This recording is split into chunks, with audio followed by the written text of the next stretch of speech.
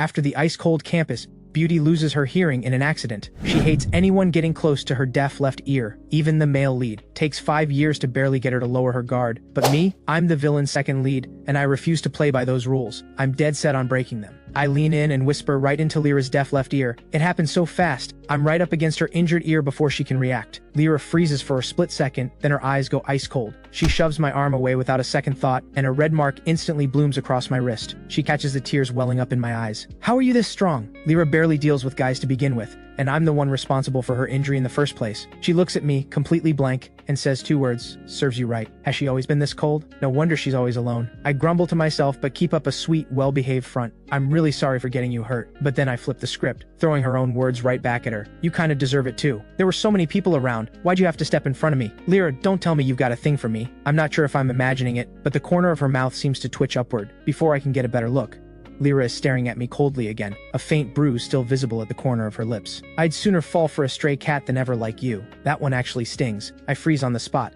staring at Lyra with complete disbelief. My face flushes red in an instant. The scene outside the classroom flashes through my mind and a wave of anger rises up out of nowhere. I blurt it out without thinking. Do you like Ethan? Lyra's expression stays flat. Think whatever you want. But even so, who I care about is absolutely none of your business. It has everything to do with me. I bite my lower lip. I've set my eyes on her, so Lyra has to be mine. That's just how I am. Spoiled and completely unapologetic about it. What makes Ethan think he can even compare to me? My pride takes a hit. I raise my voice on purpose. Lyra, you'll regret this. Whether she'll ever regret it, I have no idea. But right now, I want the ground to swallow me whole. No matter how spoiled I am in real life, I've never said anything that arrogant out loud. Looking back, it's absolutely mortifying. Back in my comfortable bedroom, I collapse onto the wide bed, drained of every last bit of energy, not wanting to move a muscle. The next morning, I'm up early. There's a lot to deal with at school today. What a headache. I suddenly miss the days when I could sleep in as long as I wanted. High schoolers are up before dawn and home after dark. No wonder everyone wants to nap in class. I arrive at school in the family's luxury car, stepping out at the gate like I own the place. A crowd of envious stares follows me. I yawn lazily, half asleep, and shuffle forward. Someone steps into my path. Hey, why aren't you in uniform? The guy is half a head shorter than me, a discipline monitor badge hanging around his neck. Neat short hair, voice calm and polite. I squint at him, still not quite processing the situation, but the competitive fire inside me is already lit. Time to show him what this young master is made of. I arch my pretty eyes lazily and shoot back. Are you blind? No uniform means no uniform. Watching Ethan look all wounded and delicate, like a fragile little flower, I feel quietly smug. Ethan has probably never met anyone as unreasonable as me. He stands there stunned for a good moment before snapping back, takes a deep breath, swallows his frustration and says firmly, not wearing your uniform means points get docked. A pampered young master like me can be pretty insufferable sometimes. Good looks count for nothing if that's all there is. I catch his look of disgust,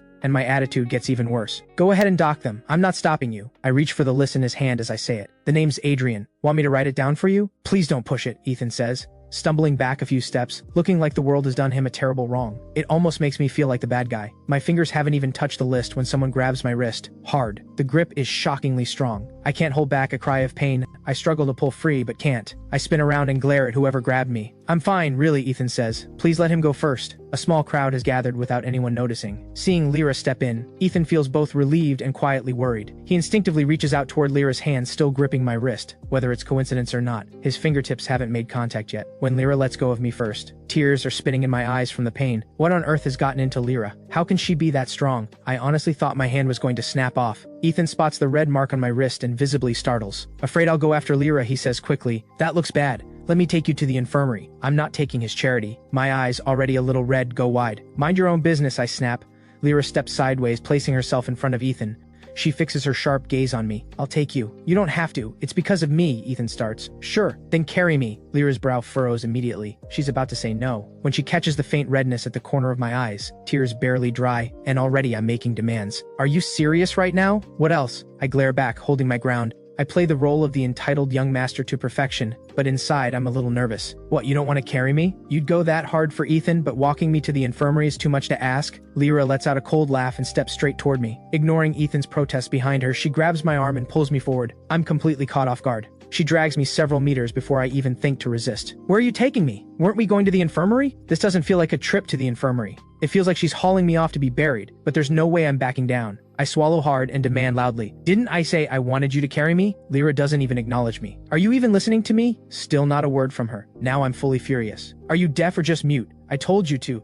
She flings me off in one sharp motion. I meet her ice-cold eyes, and the color drains from my face instantly. My words die in my throat. Lyra's expression darkens to something genuinely frightening. Under her stare, my skin crawls, a rare moment of guilt creeping in, but I have to keep up the arrogant act.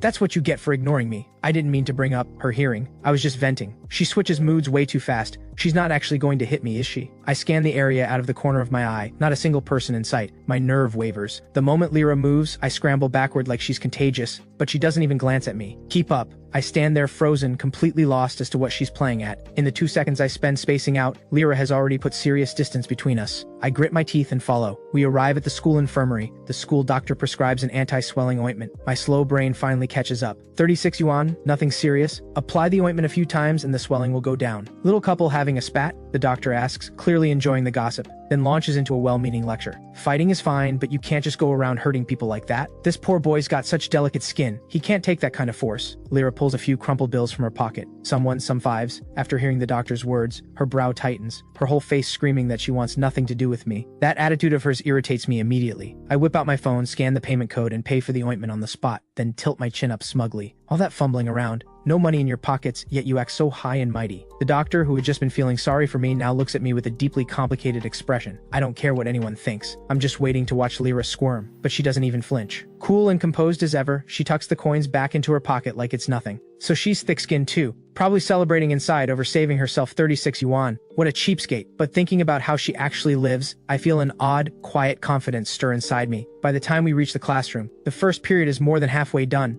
The Chinese teacher is a sweet little old man. He sees us walk in late and gives us a gentle talking to before waving us through. Are teachers really this easygoing these days? I walk in late on the very first day of the semester and expected to be punished for sure. It only takes a second to figure out. Ethan must have put in a word for us beforehand. There's no way we'd get off this easily otherwise. I roll my eyes hard. Ethan obviously did it for Lyra. I just happen to benefit. I want to see what it actually looks like when Lyra is good to someone. I turn toward the window seats. Ethan sits by the inner side, slight and lean. Lyra sits tall and straight, naturally shielding most of him from view. I watch Lyra tilt her head slightly, leaning toward Ethan. Outside the window, the shadows of sycamore leaves sway gently across the desk in the breeze. A cool, reserved girl, with her head slightly bowed. A gentle, good-looking boy with a shy expression. The sight is painfully hard to look at. Nova calls my name in a hushed voice several times, but I'm not in the mood to respond. Seeing the teacher deep in his lecture, Nova leans over and starts gossiping. You think something's off with those two, right? I shift my eyes slightly and play dumb. Who? Lyra and the class president. The class president? I fake surprise. Ethan? I think that's his name, Nova answers, a little unsure. In the time we've been back, the homeroom teacher has nearly finished assigning the class officers. Since Ethan had been serving as discipline monitor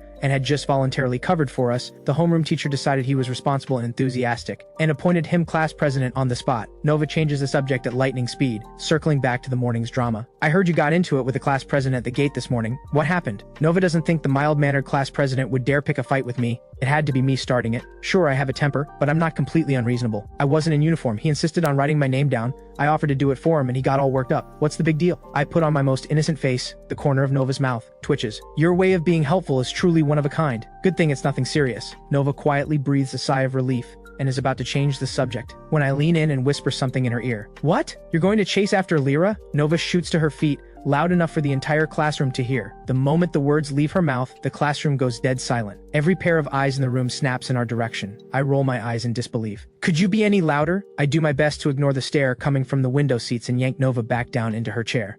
So sorry, sir. Please continue. This is completely unacceptable. What do you think this classroom is? A fish market? The teacher's scolding is cut off by the bell. He walks to the door, book in hand, then stops. Lyra, come by my office. I need to have a word with you. Nova realizes she caused a mess, feeling the stares of classmates around her. She apologizes to me, clearly feeling guilty. You know how I am. I can't keep anything in. I wave it off. It's nothing. Besides, according to my current plan, I'm going to pursue Lyra loudly and openly anyway, given how well known both Lyra and I are on campus. This was going to get out sooner or later, might as well be sooner. The warning bell for second period has already rung, and Lyra still isn't back from the office. As a top candidate for the provincial academic title, she's probably getting a very earnest lecture right now. I know you're both adults, but Lyra slides into her seat on the very last ring of the bell. The English teacher walks in right behind her, a woman with a soft, pleasant voice and flawless delivery. Lyra sits perfectly straight, eyes on the board. 10 minutes pass. She hasn't taken in a single word. The homeroom teacher's words keep echoing in her head. Lyra, you need to understand. People come from different worlds. Don't throw everything away over a moment of impulse. Don't ruin the future you've worked so hard to build. Some people are born at the finish line,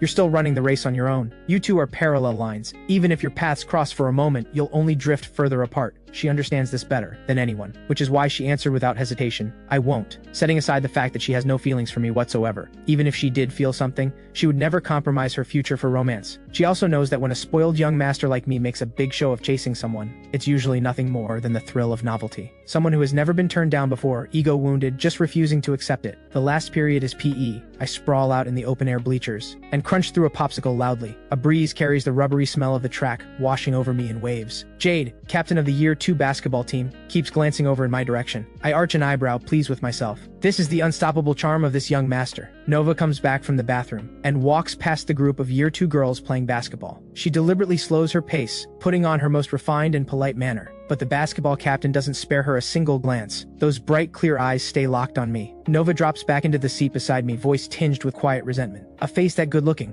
I want one in my next life too. I pause mid-crunch and turn to meet Jade's gaze as she sneaks a look at me. In her flustered panic, she sends the ball flying straight into a teammate, then quickly looks away in embarrassment. I turn back to the dejected Nova. She's not bad looking, but her basketball skills are terrible. I'd hate to be on her team. Oh, come on. You know exactly why she messed up that pass. Don't play dumb, Nova grumbles back, defending the captain without much conviction. Jade is actually amazing when she plays. She's won awards and tournaments. What award? First place in staring at cute guys. Adrian. I press my hand over my mouth, grinning, signaling I'll stop teasing. I nudge Nova to go offer Jade a bottle of water and get her number while she's at it. Nova's face turns red and she shakes her head repeatedly, saying she could never. I look at her, exasperated. What's there to be afraid of? Just say something nice and ask. On the way home after school, Nova asks how things went. I fill her in and mention that Lyra is unlike anyone else. Nova's expression goes odd after hearing it. She's in the class group chat. No way. She doesn't even have a phone. I pull out my phone as I say it. The group admin had asked everyone to update to their real names. And there it is, Lyra. My face twists with irritation. Nova takes one look at my expression, spots her family car pulling up and quickly says, Adrian, I'm heading out. See you tomorrow, and leaves me alone to stew. After dinner, I'm stretched out on a big soft bed. I find Lyra in the group chat and send her a friend request. She declines it outright. I bolt upright and send another. I refuse to give up. Across the city, Lyra is riding her bicycle. Tall and upright, her short hair lifted by the evening breeze,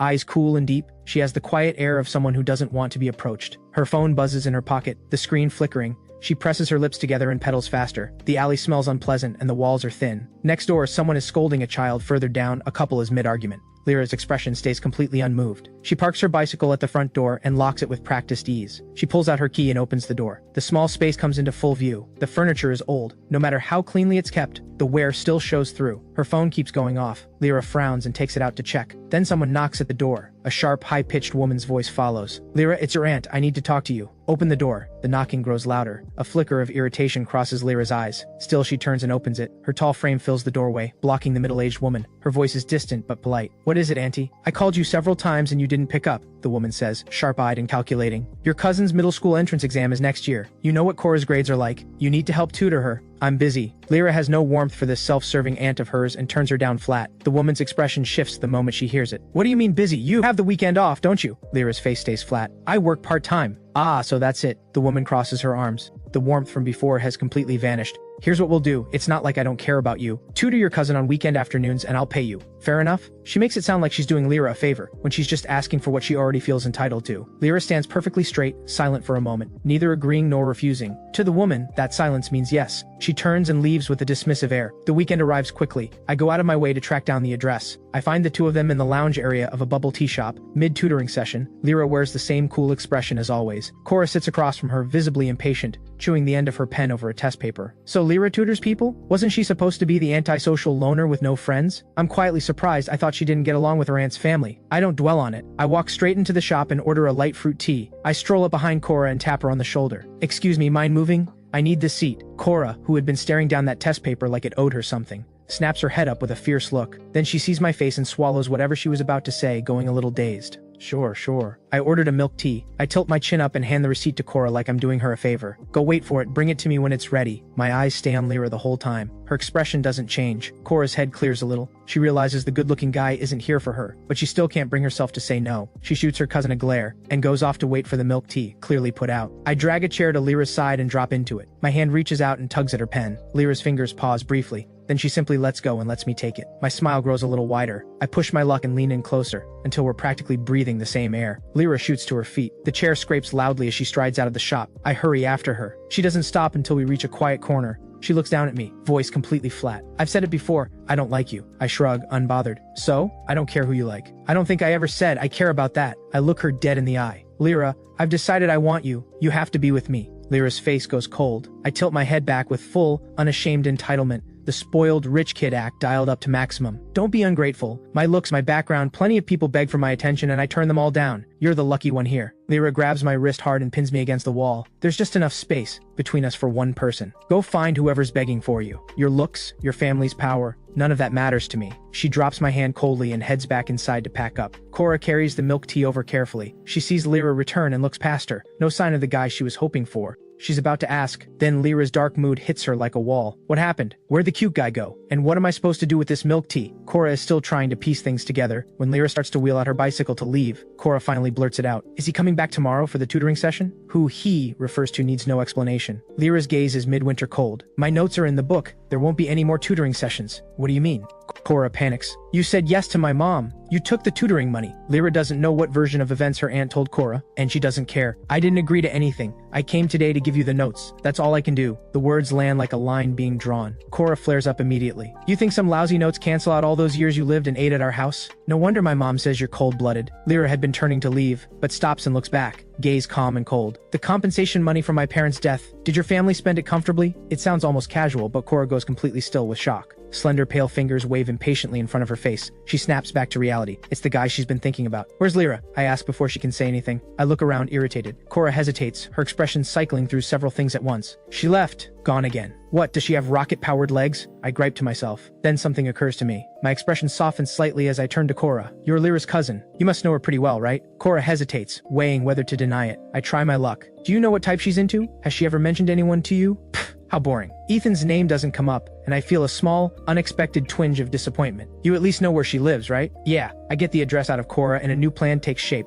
She blocked my account, so I switch to another and send a new request. This time she accepts, but every message I send disappears into silence. Looks like Lyra genuinely can't stand me. I give up on messaging and start filling out shipping forms instead. I'm sending her things. A watch worth over 100,000 limited edition sneakers at over 10,000 custom couture pieces. Anything I think suits her. I buy it all and have it delivered straight to her door. That's just how the villain's second lead expresses love. Extravagant and completely shameless about it. Under this overwhelming pursuit, just 3 days pass. Before Lyra moves into the school dorms and sends every gift back, unopened, I stare at the untouched packages. She really doesn't know a good thing when she sees it. She's impossible to get through to, heart of absolute stone, completely unmovable. I've always been spoiled, and when I pursue someone, I do it loudly. Within days, the news has swept the whole school. The rich young master is chasing after a broke student. Ethan chews his lower lip, distractedly jabbing at his textbook with his pen. Lyra beside him seems the same as always. No noticeable change. The bell rings clearly, and he finally can't hold it in. I heard Adrian is chasing you. Lyra's brow twitches slightly. Her voice is neutral. Not sure. She doesn't seem to care, but Ethan feels a quiet heaviness settle inside him. He wants to ask whether she could ever like Adrian, but feels he has no right to, and the thought only makes him feel worse. But then he remembers that Lyra has moved into the dorms,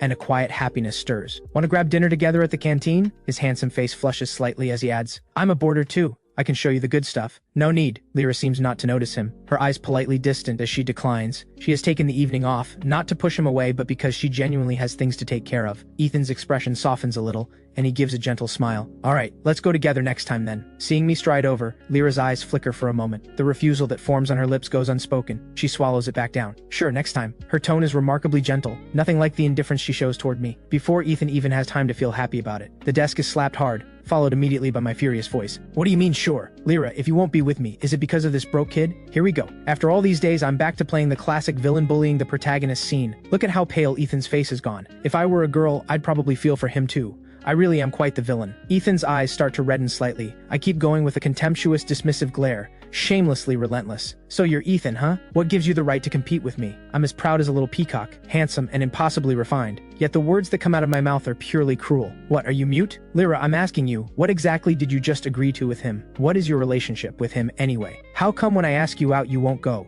but when he asks, you say yes? My accusations drone on and on in her ear, enough to make anyone's ears ache. Curious onlookers begin to turn and stare. The irritation inside Lyra grows even stronger. She snaps at me in a cold, sharp voice. Adrian, are you done causing a scene? I'm caught completely off guard by her words and freeze on the spot. Ethan bites his lip hard, his eyes glistening with a faint sheen of tears, staring at me with a forced show of strength. Adrian, I'll admit, I can't match you in family background or looks, but when it comes to character and upbringing, you might not be able to match me. Thinking of how Lyra has stood up for him, Ethan finds the confidence to speak up. Whatever my relationship with her is, that's none of your business. And the contents of our conversations are not something you need to know either. A wave of mocking sounds rises from the crowd around us, mixed with laughing whispers and commentary. I'm so angry my eyes go red, but I absolutely refuse to back down in terms of presence. Lyra, is this what you really think too? Lyra seems to pause for a moment. Her voice remains as neutral as ever. And if I say yes, in front of everyone, I'm utterly humiliated. I don't even bother pretending to go to class. I skip straight over the wall. At a roadside spicy hot pot stall, I plop down on a little stool and shout in a big voice, "Extra spicy, extra numbing." You got it, the owner calls back without hesitation. I happily crack open a can of cola and take a big gulp of the ice-cold fizz. Skipping class to eat spicy hot pot, honestly, this feels amazing. There's not a trace of sadness on my face. I shovel mouthful after mouthful of noodles slathered in sesame paste, eyes squinting with contentment. The owner is generous. He's loaded the thing with chili. I eat until my eyes water and the tip of my nose turns red. I look up and nearly jump out of my skin. Someone is sitting across from me. Everyone knows how awful it is to choke on something spicy. I cough so hard that tears stream down my face. The person across from me quickly hands me a bottle of mineral water, unscrews the cap, and places it in my hand. The girl's voice can't hide her nervousness. Are you okay? I'm sorry, I didn't mean to startle you. It's none other than Jade, the year 12 senior who fell for me at first sight. She says apologetically, "You were eating so intently that I just sat down without thinking. I didn't expect such a reaction. Turns out you just scare easily." I shoot her a fierce glare, but my eyes are still shimmering with tears. My glistening dough-like eyes carry no threat whatsoever. If anything, the glare just looks kind of pleasant. Caught in the gaze of those eyes, Jade can't help but feel her heart beat faster. Her gaze starts to wander. "You, don't look at me like that." "What? You interrupt my rare moment of enjoying food, and I can't even glare at you in protest?" I ask bluntly. "Who are you? Do I even know you?" Only then does Jade realize she hasn't introduced herself. "I'm from year 12, class 8. We had PE together last time." She reaches out a hand in a friendly, warm gesture. "You may not know me, but I know you. My name is Jade, and what does that have to do with me?" I give a barely audible hum, making no move to shake her hand. Jade awkwardly withdraws her hand and starts looking for something to talk about. "Little Adrian, it's class time right now. Why are you out here?" She finishes and meets my utterly unimpressed expression, then awkwardly adds as an afterthought, "Can I call you that?" No, Jade doesn't feel offended at all. She actually finds my dead serious refusal incredibly charming. She asks again with concern why I haven't gone to class. I'm getting a little annoyed. "Aren't you skipping class too?" "I got a leave of absence," Jade answers honestly. In truth, she saw me slip away and followed me out. I have no interest in why she's here. My indifference leaves her at a loss, but she's sociable enough to quickly find a new topic. She's something of a well-known figure at school. She knows a lot of people and a lot of gossip. I originally have no intention of chatting much with her, but she manages to pique my curiosity anyway. "Crescent Hill? Does our school really have a place like that? The dean hasn't shut it down?" Of course he's tried to crack down on early romance. The discipline monitor goes to Crescent Hill right after evening study and catches people there. Flashlight swinging all over the place. Seeing my interest, Jade gets more and more animated and starts painting in the details. I tease, "Sounds like you know this from experience." "Of course not," Jade quickly protests. "I heard it from someone else. Why would I ever go somewhere like that?" Seeing the disbelief all over my face, Jade starts to panic a little, afraid her image as a gentle senior is ruined. Her eyes shift slightly as something occurs to her. "Actually, my friend told me yesterday they saw Lyra at Crescent Hill." "Lyra?" My hand holding the chopsticks goes still. "Yeah, her." Jade's tone takes on a strange edge. "Apparently there was a fairly good-looking guy with her at the time, probably her boyfriend. It's pitch black out there. Who could make out anyone's face?" Jade is making this part up. She just wants to make me angry and make me give up on Lyra for good. But Lyra going to Crescent Hill is real, so she isn't completely lying. Sure enough, my expression shifts immediately. I forget about the hot pot entirely and ask through gritted teeth, "Was that guy Ethan?" "Who's Ethan?" Jade hasn't heard the name. But seeing how angry I am, she knows it's not a simple matter, so she gives a non-committal answer. "From what my friend said, it sounds like it might be." With a bang, I slap the table and stand up,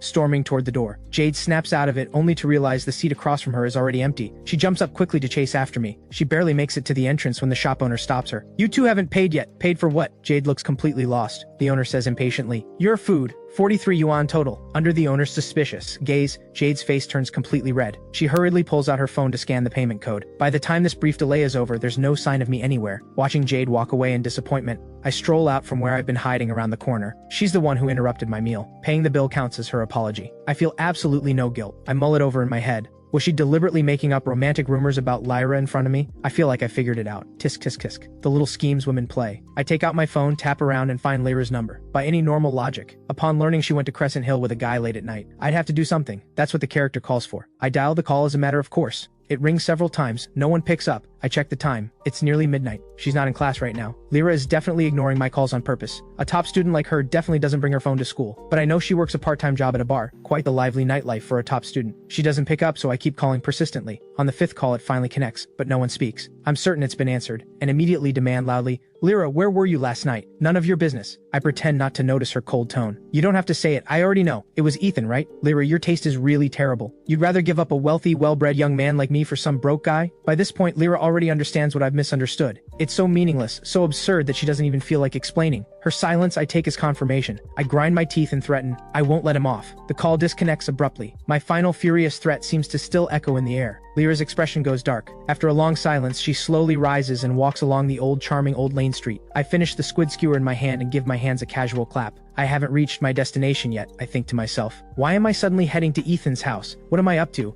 Obviously, fulfilling my role as the villainous second male lead. Right now I'm completely set on winning, treating Lyra as already mine. Ethan is clearly competing with me for her, competing for the woman I like. Naturally, I have to do what a villain's second lead is supposed to do. Might as well get ahead of the plot. Have an early accidental encounter with the female side character Serena. I stop in my tracks, space out for a moment, and turn my head to look to the side. A pretty calico cat is sprawled out on a wooden step, meowing away. A young woman walks out of the shop. She clears her throat, feigning annoyance. "What's all the meowing about? You're getting too big for your boots." The calico lets out a single meow. The young woman is completely speechless. I can't hold back a laugh. Serena is the girl next door to Ethan, secretly an illegitimate daughter of a wealthy family. She hides away here, keeping a low profile, having fallen for his kind and gentle soul. But Ethan already has someone he likes. She can only step back in silence, and instead works to protect his love. To make Ethan happy, she returns to the wealthy family, schemes to bankrupt my family, and rescues Lyra from my forced affection. I applaud in genuine awe at this grand, selfless view of love. In my arrogant tone I say, "Hey, I need to ask about someone." Serena gives an almost imperceptible frown, holding the calico cat as she turns to look over. Against the blue-gray walls, wisteria blooms in wild abandon. I stand beneath the flowers, my hair cropped short and clean. My fine features carry a hint of youthful rawness, enough to hint at the handsome man I'll become. She pauses for just a moment before returning to her usual composure. "I don't really know the people around here. You can ask someone else." I couldn't care less what she says. "Do you know Ethan? He lives around here." At this point, Serena doesn't have feelings for Ethan yet. She just sees him as a younger brother. Through me, she learns that Ethan has been close with another girl. That girl's name is Lyra. Serena's expression doesn't change. "Are you his classmate?" Without any awkwardness, I say, "Yes. I know he boards at school, just tell me where his house is." My intentions are obviously not good. Serena's expression cools. "I'm sorry, I have nothing to tell you." I hear this and get irritated. I'm still only 16 or 17. No matter how spoiled and overbearing I am, I still have some pride. "Fine, don't tell me. There's more than one shop here." I walk into another shop. The shopkeeper, seeing a good-looking young man, cheerfully tells me. They even come out to point me in the right direction. Serena is still standing on the steps. Before I leave, I raise an eyebrow triumphantly. The message is clear. You didn't tell me, but someone else did. I toss my head and leave. I pass through a quiet little alley and stop in front of a house. The small, flat-roofed house has seen better days. A wooden red door with flowers blooming brightly on both sides. You can tell the owner takes good care of it. Someone who loves life. This isn't what I expected. I'm just about to knock when the door opens from the inside. A middle-aged woman, not yet 40, who raised her son alone, her delicate face lined with the marks of time. Ethan looks a lot like her. I've come straight from school and I'm still in my school uniform. The school badge on one side is clearly visible. It's school hours, yet a fellow student has shown up at the house. The woman's face is full of confusion, with an undercurrent of anxiety. "Are you a classmate of Ethan's? Did something happen to my Ethan at school?" I shake my head.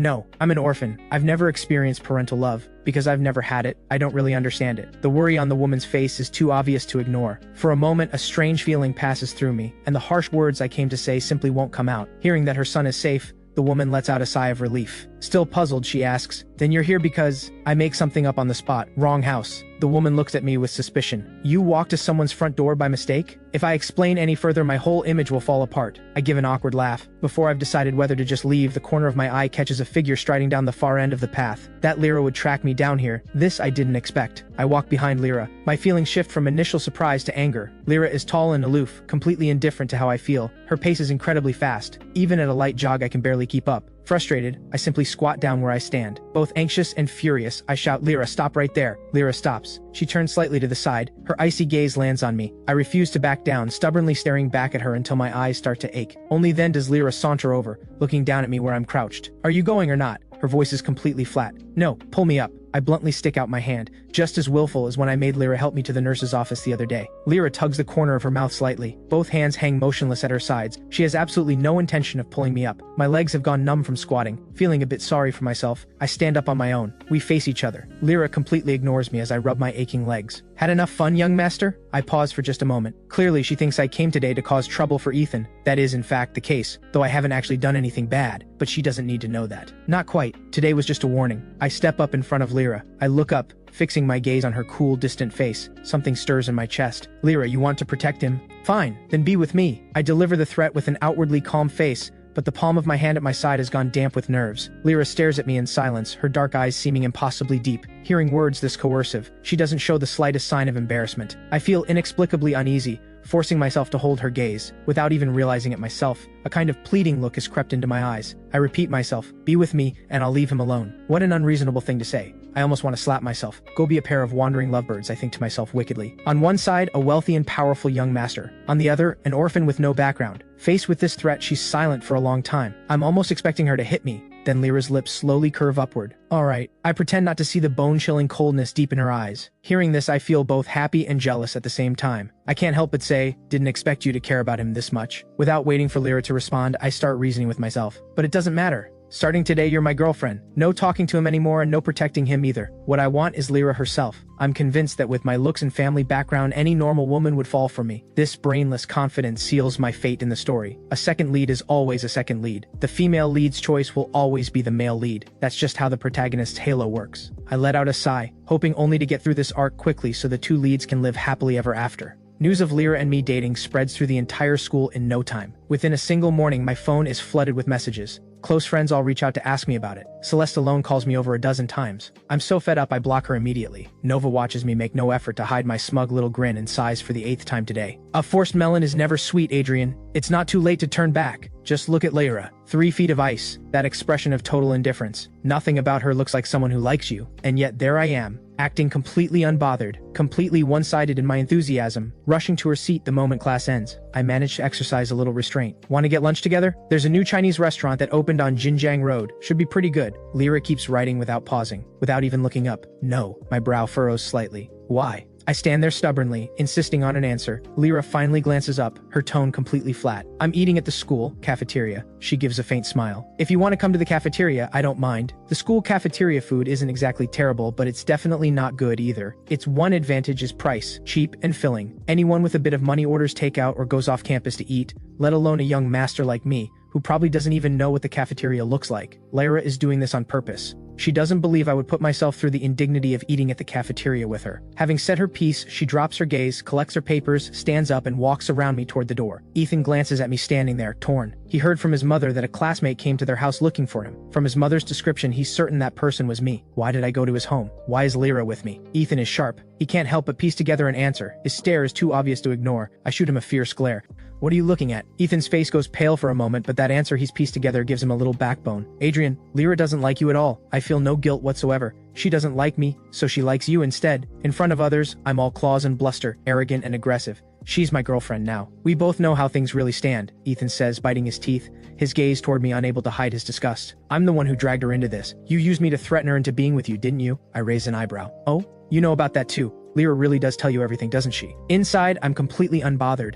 On the outside, I put on a show of being furious, pointing at Ethan and pretending to be at a loss for words. I think to myself, so it begins. Time to teach him a lesson. Out of the corner of my eye, I see Nova running over. Only then do I raise my hand in a show of pushing him. Nova grabs my hand. Adrian, come on, it's not worth it. It's not worth it. I let out a quiet sigh of relief, then continue making a show of raising my hand a few more times, muttering and cursing. Don't stop me. Today I'm going to... Nova pulls me along. Okay. I'm not stopping you. Let's just go eat first. Her voice gradually fades as she drags me away. Ethan still hasn't quite come to his senses. When he does, he feels a belated fright, his delicate face going even paler. Only once we're far enough from the classroom does Nova dare let go. She feels like someone's nagging mother. Nova looks a little helpless. Young master, wait. What did he say to make you this angry? I turn my face away and say nothing. I feel embarrassed. Nova sees this and sighs again. Fine. Don't want to talk, then don't. At least come eat first. At the mention of food, I pause for 2 seconds. I want to try the cafeteria today. The cafeteria is in the middle of the lunch rush. A few girls murmur among themselves, occasionally glancing toward one direction. A few minutes later, a boy walks over carrying a tray. smiling somewhat shyly. Hey, mind if I sit here? The cafeteria is a public space. Lyra gives an almost imperceptible frown, politely distant. Suit yourself. The table is small. The boy sits right beside her, close enough that Lyra can even smell the unfamiliar cologne. She speeds up her eating. I take all of this in. Nova is picky about food and didn't come to the cafeteria with me. It takes me a while to find Lyra. I grab a random plate of food and walk over, sitting down across from Lyra. My tray hits the table with a loud thud. The boy startles, and when he sees who it is, a flicker of panic crosses his face. I give a smile that doesn't reach my eyes. Not leaving yet? Planning to sit here and be a third wheel? The boy awkwardly hugs his tray and scurries away. My expression brightens. I stare at the greasy fried noodles and complain. Lyra, maybe next time we should just eat outside. Before the words are even out of my mouth, Lyra suddenly stands up across from me. Tall and poised, expression utterly indifferent. I'm done eating. Without waiting for my response, she turns and heads out. I abandon my fried noodles and jog to catch up, but I'm not watching where I'm going and my shin crashes right into a table leg. The sudden blunt pain drains the color from my face and I double over. Just above my ankle, a red welt swells up at a visible rate. My skin is fair, which makes the redness even more striking. Lyra's gaze moves to my ankle, then to my eyes, brimming with tears. Feeling her watching me, I give an aggrieved sniffle. My hand rubs the swollen, reddened ankle. It was already red to begin with. Rubbing it only makes the swelling worse. I grumble to myself, she's a block of wood. Under my pleading gaze, Lyra turns and leaves, abandoning me with my injured ankle. My eyes drop downward, giving me an inexplicably pitiful look. For the whole afternoon, that swollen red ankle keeps coming to mind. When the last class ends, students file out one after another. Lyra returns to the classroom after helping the teacher deliver some homework and finds I'm still there. The classroom window is open, the fan whirring away. I'm sprawled on my desk asleep, the hair at my forehead stirred by the gentle breeze. Lyra looks away, but her peripheral vision drifts to my ankle. The red mark hasn't faded at all. If anything, it's turned bluish, standing out starkly against my fair skin. No ointment has been applied. In the few seconds she spaces out, I have already woken up, eyes shimmering faintly. Out in the hallway, my forehead bumps into Lyra's slender back. I don't know when Lyra stopped. Why are you following me? The words come out before I can stop them. It's a date. After saying it, I feel a little embarrassed and try to cover it up. Couples go on dates, you know. Lyra's tone is unreadable. You certainly know a lot. An inexplicable competitive streak flares up in me. Of course. I told you before. There are a lot of people who like me. Lyra gives a faint, unreadable laugh. Impressive. Don't think I can't tell. That tone is completely sarcastic. Lyra stands at the bus stop. In her peripheral vision, I can't take the exhaustion anymore and crouch down, curling into a small heap. Her fingertips tighten on her phone for a moment, then after a pause, she opens it. A few minutes later, a taxi pulls up to the curb. I glance over with envy. If only it were here for me. Lyra is broke and stingy with me too. She probably won't even spot me 2 yuan for the bus, let alone a cab. I lower my head with a quiet sense of grievance, thinking to myself, I'm really something. Putting myself through all this for love. The next second, the taxi door opens. Lyra walks up to it and holds the door. I'm still looking down. She furrows her brow, her tone impatient. Young master, what are you still crouching there for? I look up. Oh wow. Dream come true. I stand up too fast and nearly topple over. I barely steady myself and hurry into the car, as if afraid Lyra will change her mind. She quietly lowers the hand she'd been holding the door with and gets in after me. On the way, I rattle off several places on my own. All just heard from friends. So-called perfect date spots. Lyra keeps her eyes closed the entire time, says nothing, and gets out of the car. I finally understand why she was so calm. The taxi's destination had already been set. Staring at the familiar place in front of me, I twitch the corner of my mouth. You brought me here for a date? I can hardly believe Lyra has brought me to Club Dark Star. If it were anyone else, I'd definitely suspect ulterior motives, like they were trying to take advantage of me. But even if it's Lyra, that suspicion can't entirely be ruled out. Lyra counters plainly. You followed on your own. This isn't a date. I give in helplessly. Fine. It's my fault for being so shameless about following you. So why are you here? Lyra says calmly, work. I instinctively glance at the corner of her mouth. The bruise has faded. No trace of the injury remains. Lyra seems to sense this and presses a finger lightly to the corner of her mouth. I feel a little less confident now. Then why didn't you say so? Lyra glances at me. Would it have made a difference? The implication is clear. Would you have not followed me? I'm left speechless. She's got me completely figured out. Even if Lyra had told me, I would have followed anyway. My current image is that of a shameless, clingy nuisance. Lyra goes in to change, and the female manager of Club Dark Star comes over. She's holding a report in her hands. She sees who's sitting on the sofa and nearly jumps out of her skin. Why is young Master Adrian sitting here? Let me check on Miss Celeste's private room for you. She assumes I'm here for Celeste. I glance toward the lounge. No need, not interested. The manager can't quite read the situation and is about to ask something more. My previously listless eyes suddenly brighten. My mouth curves into a smile too. Following my line of sight, she sees none other than the cool and otherworldly Lyra. She's changed into a white dress shirt and black trousers, the last traces of youthfulness shed, like a tall, upright poplar tree. The manager's eyes go wide. She looks at me, then at Lyra. She lowers her voice. What's going on? Lyra pauses slightly in the act of rolling up her cuffs.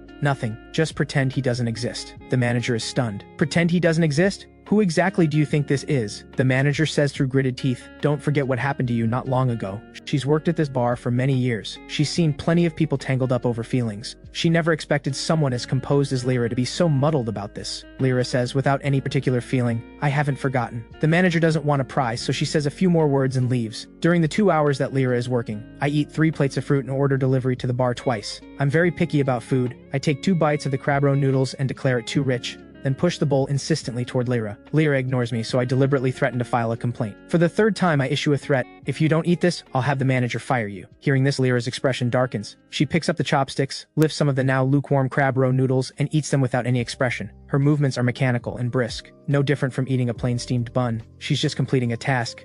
Once the ice is broken, the rest flows naturally. Blueberries, cherry tomatoes, chicken congee, whatever I offer, she eats. I doze off for a bit, and when I wake up, Lyra is gone. I'm just about to ask around when she walks back in from outside. She's already changed out of her work uniform. In her hand is a plastic bag. The moment she catches me looking, Lyra tucks the bag behind her back. Why didn't you wake me when your shift ended? I don't catch her little move, but I can't help complaining. Lyra's voice is flat. Forgot. How do you forget that? Why don't you just forget yourself while you're at it? Am I really that invisible to you? The frustration I've been swallowing all day finally boils over. I put my head down and stride ahead, not caring whether Lyra follows. She definitely hasn't followed. She's probably glad to see me go. I feel a hollow kind of defeat, hurt, and quietly disappointed. A dead sycamore leaf drifts down from the roadside tree. I stomp on it like I'm taking out my anger. It's not enough. I lift my foot to stomp again. That familiar, cool voice rises behind me. What did the leaf ever do to you? I turn my face to the side, refusing to look at her. A moment passes, nothing but silence behind me. Lyra has never had patience for me. Has she actually left? I turn back anxiously and meet the steady calm of her gaze. She hasn't left. A quiet warmth blooms in my chest,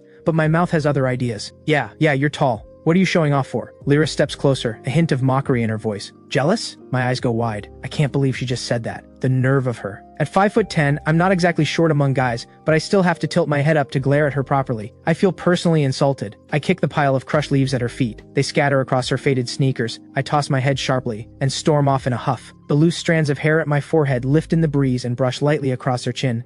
An inexplicable tingle grazes her chin. Her eyes narrow slightly. She doesn't reach up to touch it. Back home, I'm still venting about Lyra, a girl who's straight as a plank. The way she talks could drive anyone up the wall. Then I finish and notice how quiet it is. I think back carefully. Ever since Lyra and I made things official, my mind has stopped wandering into dark places. Strange. I toss my backpack aside, then reach in to grab something. My fingers close around a plastic bag. What's this? I pull it out, genuinely puzzled. An anti-inflammatory spray sitting quietly inside the bag. I grip the bottle tight and freeze. A dull ache pulses through my ankle. I know for certain I never bought this. So who put it there? My mind flashes back. The entrance of Club Dark Star and the plastic bag Lyra had tucked behind her back. The spray works well. The swelling around my ankle fades completely. For reasons I can't quite explain, I never bring it up with her. The spray might as well have appeared out of thin air. Things between us stay just as cold. As long as I don't make the first move, she won't say a single word to me. And sometimes even when I do, she ignores me. After a quiet drizzle, the city turns cold overnight. People on the streets bundle up in thick coats. Days drift by, one after another. Quiet, unremarkable, long enough that I almost forget what came before. One day I'm sitting in physics class, chin propped on my hand, barely listening, when a thought hits me out of nowhere. My birthday is almost here. I sit up straight at once. Knowing Lyra's personality, she'll probably treat me like I don't exist. Again. In the library, I sit across from her, staring at her with my best puppy dog look. What kind of cake do you like? Lyra doesn't answer. She pulls out a test paper and keeps writing, unbothered.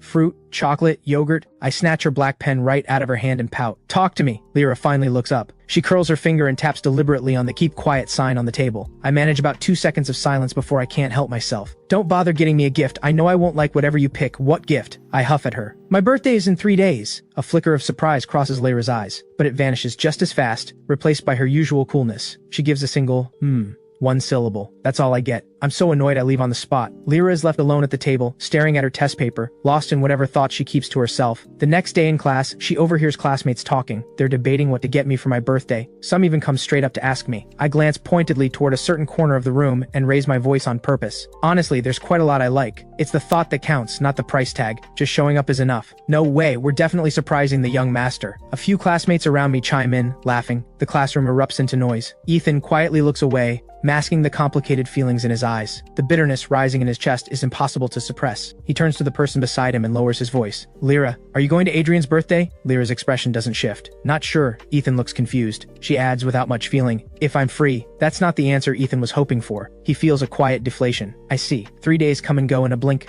My birthday party takes over the entire South Bank Hall. The whole thing is enormous. I've invited the entire class, plus friends from our social circle. Friends bring their friends. Some show up with their partners. People I know, people I barely know. They all come. 10 minutes in, and the gifts are already piled into a mountain. Nova has been saving her allowance for a whole month to buy me a limited edition crystal bracelet. Happy birthday, Adrian! I smile absently and reach out to take it. Thanks, Nova. What's wrong? It's your birthday and you're not even happy? Nova stares at me, baffled. I don't answer. My eyes keep drifting toward the entrance. Nova scans the room and figures it out immediately. Lyra isn't here. Nova's brow furrows. She's not happy about this. Nova had been against it from the very beginning, from the moment Lyra and I got together, and watching everything unfold since then has only confirmed it. Lyra is cold through and through. Adrian is practically throwing himself at someone who doesn't care, and now this. His girlfriend can't even be bothered to show up on his birthday. What kind of girlfriend does that? Nova thinks it, and Nova says it. Exactly. Lyra just doesn't cut it. Deep down, I completely agree. On the surface, I act like she's poking at a wound. With Lyra not showing up, I can't save face if I admit I care. Who's waiting for her? She can come or not, I don't care. Someone inside the room shouts for me to come cut the cake. I steal one last look toward the door. Still no sign of her. Fine. If she won't come, she won't come.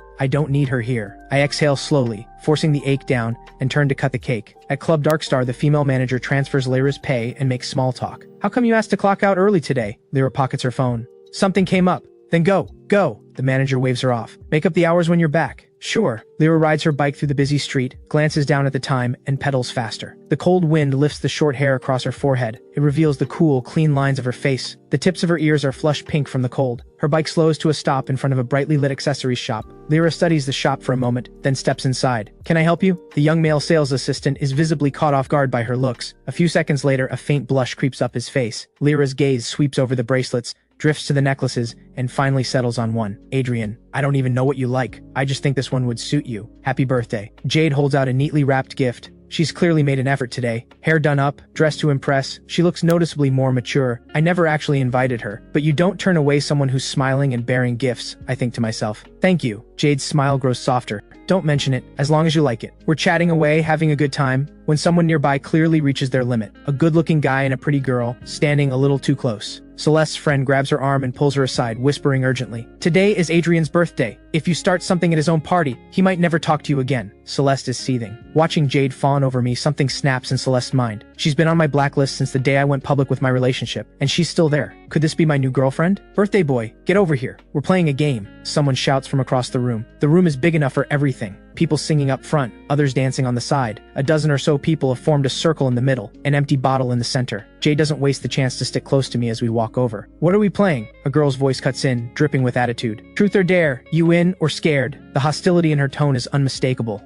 Jade looks over, a complete stranger, but then she notices where this girl's eyes keep landing, on me, and she understands exactly where the hostility is coming from. I glance at Jade, then at Celeste standing nearby. I keep my face completely neutral, but inside I'm dying. This is what it means to be the young master. I don't have to say a word, and two girls are already competing over me. I never walk away from a good show. I let Jade take the seat next to me. Celeste isn't about to be outdone. She swaps seats with someone and plants herself on my other side. Now the scene is really something. Me in the middle. One side sweet and bubbly, the other edgy and bold. There's a brief moment of silence around us before the noise picks back up. This is a total drama fest, and I am here for every bite. Especially when you throw truth or dare into the mix. Twice as entertaining. Come on, I'll spin the bottle. Nova volunteers for the job with great enthusiasm. She winks at me. I find this absolutely hilarious, but on the outside, I play it distracted and gloomy, like my mind is somewhere else, on someone else. Celeste's luck is awful. The bottle lands on her first spin. Truth or dare? Nova asks loudly, staring her down. Truth, Celeste says. Is there someone here you have feelings for? Celeste answers without missing a beat. Yes. A collective "oh" goes around the circle, and every single head turns my way, but I'm staring blankly at my phone, completely checked out. Celeste's face darkens instantly. A few more rounds go by. The bottle never lands on me. The room is well heated, and I'm starting to feel stuffy. I announce I'm stepping out for air,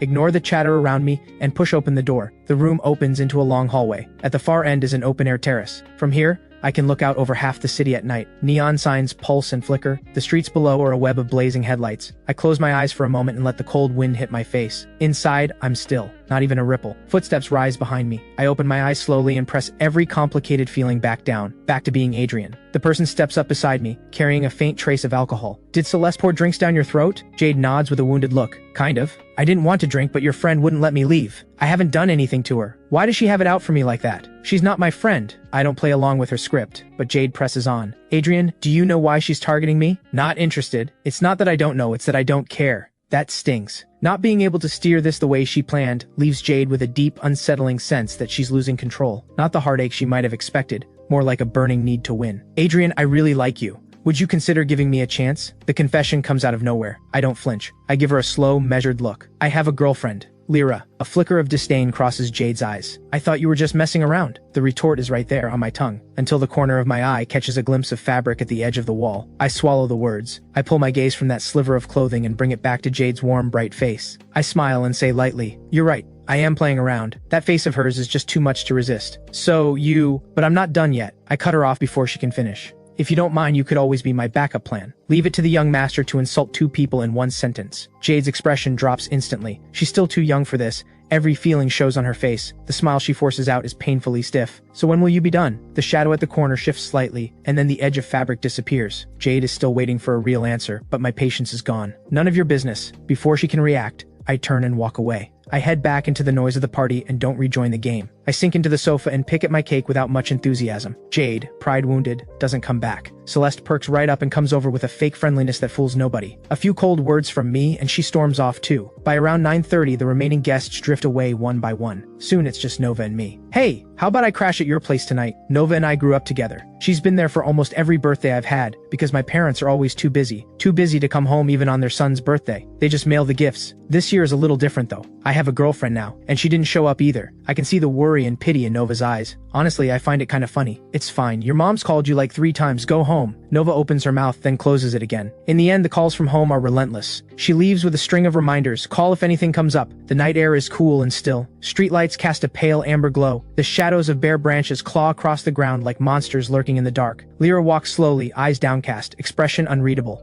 A neatly wrapped gift box hangs from her handlebars. She stares at it for a moment. When she passes a trash can, she stops and drops it in. Something, Lyra thinks, has gone off course. At least there's still time to correct it. Lately, I've been feeling a strange kind of boredom. My head feels hollow. Lyra was always cold, but after my birthday party, she treats me like I'm made of air. Winter break is approaching. It's so cold no one wants to lift a finger. Some girls in class have quietly taken up knitting scarves. Nova is no exception. She just started dating someone new, a guy from another school who studies art. "Why are you making one? Isn't it easier to just buy one?" I can't wrap my head around it. Nova glances up at the teacher at the front of the room. Her hands don't stop moving. She drops her voice. "You don't get it. Handmade means so much more." I look at the loose, uneven scarf she's producing. I strongly doubt it will keep anyone warm. Nova says I just don't understand. "Tomorrow's Christmas. What are you getting your top student?" After every major exam, Lyra sits comfortably at the top, a gap between her and everyone else. Honestly impressive. By the window, Lyra listens to the lesson with her usual still, expressionless calm. I look away. There's no easy answer. I'll figure it out. In high school, holidays like Christmas are a big deal. Even when teachers warn against celebrating foreign holidays, it doesn't slow anyone down.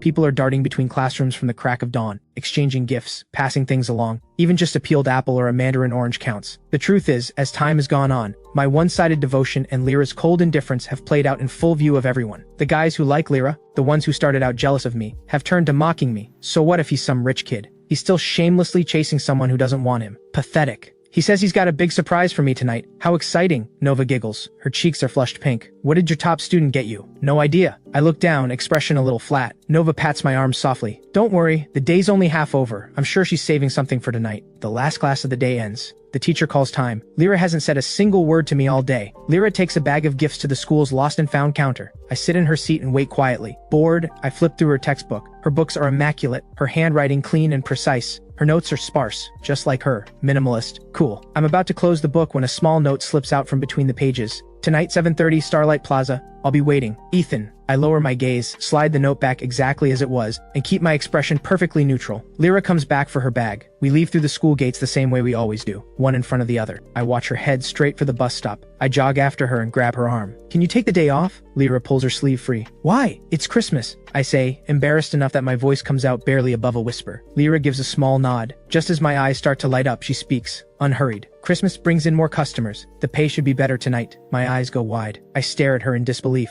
Are you seriously obsessed with money? I'll pay you, okay? I'm so frustrated I raise my voice. Spend the evening with me. Double, no, triple, what you'd make tonight. A beat of silence falls between us. The noise around us seems to fade away. Only our breath remains, curling white in the cold air before the wind carries it off. After a long moment, Lyra lets out a short, sharp laugh. How generous of the young master. The bus pulls in right on cue. Lyra turns and gets on without a second glance, leaving me standing alone on the pavement. The bus pulls away. The stop is suddenly very empty. I stand there alone for a long time. The cold wind reddens my face. I curl my stiff fingers slowly and breathe out a small cloud of warmth. Something lands lightly on my face. Cold, brief, and then it melts. I look up, squinting slightly. It's snowing. The first snow I've seen since coming into this world. I'm not really a fan of all that white. It just looks lonely. And yet here I am, holding out my hand to catch snowflakes. People are strange like that. With that thought, I let it go. On a night this cold, there's nothing better than hot pot. I don't go home. Instead, I look up a hot pot restaurant nearby. By the time I arrive, the sky has turned a deep, hazy gray. I push open the door. A server greets me warmly. How many in your party tonight? The whole place is full of people who came together. Pairs and groups, lively and warm. I look around and say casually, 2. After ordering the food and broth, I add quietly, the other person will be here soon. Go ahead and serve. No need to wait. Of course, the server doesn't question it. I take a quiet corner table by the window and order the spicy red oil broth. The moment it arrives, the rich, fiery aroma hits me all at once. I dip the tripe into the boiling broth. Outside, the snow is falling harder. The ground quickly disappears under a layer of white. Across the street, the plaza lights up.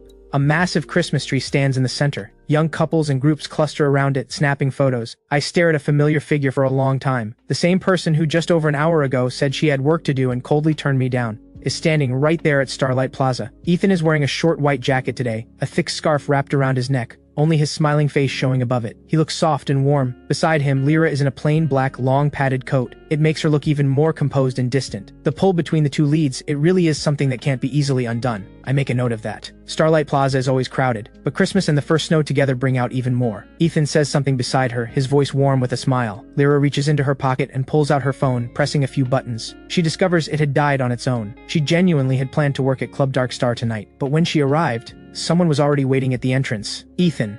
I knew you hadn't seen the note, Ethan murmurs under his breath. What? Lyra didn't catch it. Out of basic courtesy, she stops and turns. Something you need? Are you free right now? Ethan is too nervous to look at her directly. A faint blush creeps up his face. Lyra's expression doesn't change. Without hesitation, sorry, I'm not. Ethan's head snaps up. She's already a few steps away. He calls out quickly, there's something I need to tell you about Adrian. She watches the couples and groups stream past her. A slow, creeping regret settles in. She shouldn't have come tonight. What does Adrian's business have to do with her? Lyra pushes down whatever that feeling is. She holds down the power button. The moment her phone turns on, a message pops up. An unsaved number, but one she knows by heart. When do you get off? A little while later, another one comes through. This time it's a photo. Snow falling in the amber glow of a streetlight, each flake lit up like a tiny dancing spark. Lyra, it's snowing. Lyra stares at the screen. Several seconds pass. Ethan calls her name more than once before she snaps back. It's snowing, Ethan says softly with a laugh that's pure and warm. What are you thinking about? You were miles away. Nothing. Lyra pockets her phone. What did you want to tell me about Adrian? Ethan's thick lashes flutter. He slowly pulls in the hand he'd held out to catch the snow. He doesn't answer directly. Instead, he asks, you're not really in this with him, are you? Lyra's expression goes flat. She's never liked discussing her private life. Ethan is lost in his own thoughts. Her silence, to him, is as good as a yes. Ethan exhales slowly. He's made up his mind. Lyra, I'm standing quietly not far from them. The rest of Ethan's sentence dies in his throat. He freezes. Lyra's brow creases slightly. I walk toward her with a bright, easy smile. I hold out the craft paper bag in my hand. Merry Christmas. I don't ask why she's here. I act like I've completely forgotten she ever turned me down. Not sure what I'm up to. Lyra is silent for a moment. Then she takes it. Ethan can't stay. His face is burning red. He mumbles something about having to get home and turns to leave in a hurry. Where's my gift? I open my palm and hold it out toward her. Snowflakes fall into it, then melt almost instantly. I wait. She doesn't move. My smile slowly fades.